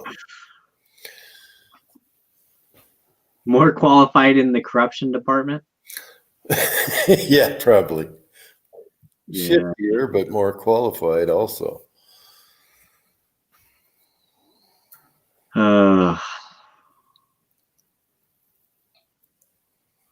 Yeah. Thinking easier election. Certain people get in trouble after the election. Certain department leaders get fired. Everything gets cleaned up pretty much, and we move on. But that's not going to happen, it looks like. Not easy, anyway. Yeah.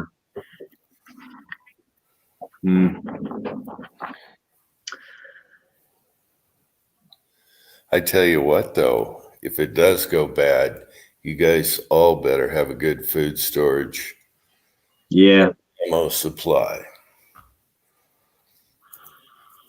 Yep. I'm thinking of doing chickens this next year, like in the spring, even though it doesn't pan out to it doesn't really save you money.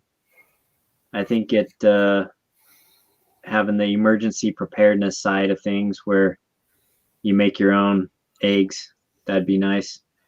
You'll have lots of eggs because we got lots of neighbors like, please take our eggs. Please, we got too much. So we got eggs. Yeah. And that you'll have plenty of eggs. Yeah. That's good protein, constant. Yeah. Plus I got kids. They eat a lot of food, man. Holy crap. So I got 4 kids, and it's almost like, even though 2 of them are like 10 years old, they eat like teenagers now, all of them. And it's crazy. Yeah, my son eats ridiculously. I know he's growing, but it's like he'll eat 2 hours, and maybe he has that high metabolism like me, but he'll eat 2 hours. We'll eat a full meal, and he'll be like, "I'm hungry, Daddy." I'm like, "Bro, you just ate. Like, what are you talking about? Like, you just ate." But so I thought about that chickens too, some kind of livestock, but I'm restricted in the county where I'm at, so Can you have chickens though? can't have chickens unless I had 3 acres. Uh, Yeah, so it's one of those things that or code enforcement will enforce on me and have me in somebody's courtroom. But I thought about that because we also garden, and I could use the manure and other stuff to clean up and stuff like that. what about bunnies? Yeah, I can have bunnies. So and that manure is a lot better than chicken manure. Yeah, So we have bunnies, and that's what I use in my garden is the rabbit poo. yeah, it's a cold manure. So it works. It doesn't have to break down like the chicken manure. So what all do you garden, Taco? Let's see. This last year I grew. Oh, it was kind of cool because we divided up our garden beds, and each member of the family took one garden bed, and they were in charge of planting, watering, all that stuff. So my son grew green beans. I grew tomatoes. My twin girls, they grew sunflowers, which, just for kicks. And then they did peppers and cucumbers and planted some berry plants. So we didn't really get many berries this year, but we will in the next couple of years. And then my wife did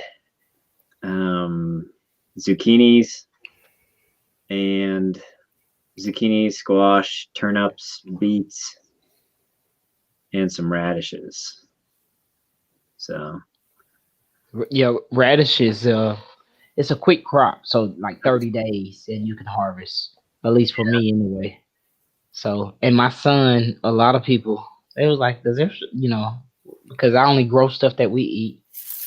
My son eats it all. So the only vegetable he does not eat, which I'm not sad about, but I can't complain because he eats every other vegetable. He doesn't eat or even like any sweet potatoes. oh, okay. So, but every other vegetable, I mean, radishes, onions, Brussels sprouts, broccoli, anything that you can think of that a lot of children would probably despise. He'll eat. He eats onions, like people eat apples whole, Oh, really? like it. So he's a pretty cool kid. Not just saying that because he's my kid, but I said, "You don't eat sweet potatoes?" He was like, "I don't like Daddy." I'm like, "Okay, whatever." It's okay. Yeah. So MCK was asking if rabbit poo is immediate, and yeah, you can just throw it in. And what's nice about it too is it doesn't even stink. Like Right. it's that the chicken poo, man. If you step in it when it's fresh, Oh yeah, you got some issues. yeah, bad. I think Cal says because I told him, I said, "Man, y'all know anybody with some rabbits?" And he was like, "Yeah, I got a buddy that's got some rabbits." I said, "You gonna think this weird, man, but I need like some rabbit food. Poo. I need some poo. I need some rabbit poo." You need some Cocoa Puffs. That's what you need. They look like the same, man. The little balls of poo and the Cocoa Puffs, Right, they do, yeah. same size, about. Well, maybe not, but yeah. Okra, we grew okra once, but I think that's more like a southern vegetable or something. Oh, we love okra, man. That stuff is so weird. It's slimy and stuff. You gotta fry it or saute it. Okay. Yeah, we like okra in the South. You put it in soups and stews, but definitely fried okra is a big like staple down here. Yeah, we grew it one year because we just wanted to, and then we were like, oh, this is kind of weird. It's just slimy, and we did, yeah. But we like doing the zucchinis and squash because it's like a high yield, low cost, high yield, and produces so much stuff. So that's Yeah, hard. we've done a lot of stuff, and it's typical southern crops, but zucchini, squash, eggplant, plenty of tomatoes. I do probably at least 4 tomato plants that produce a lot of tomatoes every year. We do onions, sweet potatoes. This was my first year doing sweet potatoes, and I didn't have a high yield like I was expecting, but I like sweet potatoes. My son don't, and all kind of peppers, bell peppers, Yeah. jalapenos, banana peppers, habaneros, and none of it goes to waste, even if it dies or grows old, it goes back in the garden in the compost. So, or we harvest the seeds and I save them. I don't know if y'all heard about the seeds. This last spring, they stopped selling seeds at some retailers. Oh yeah.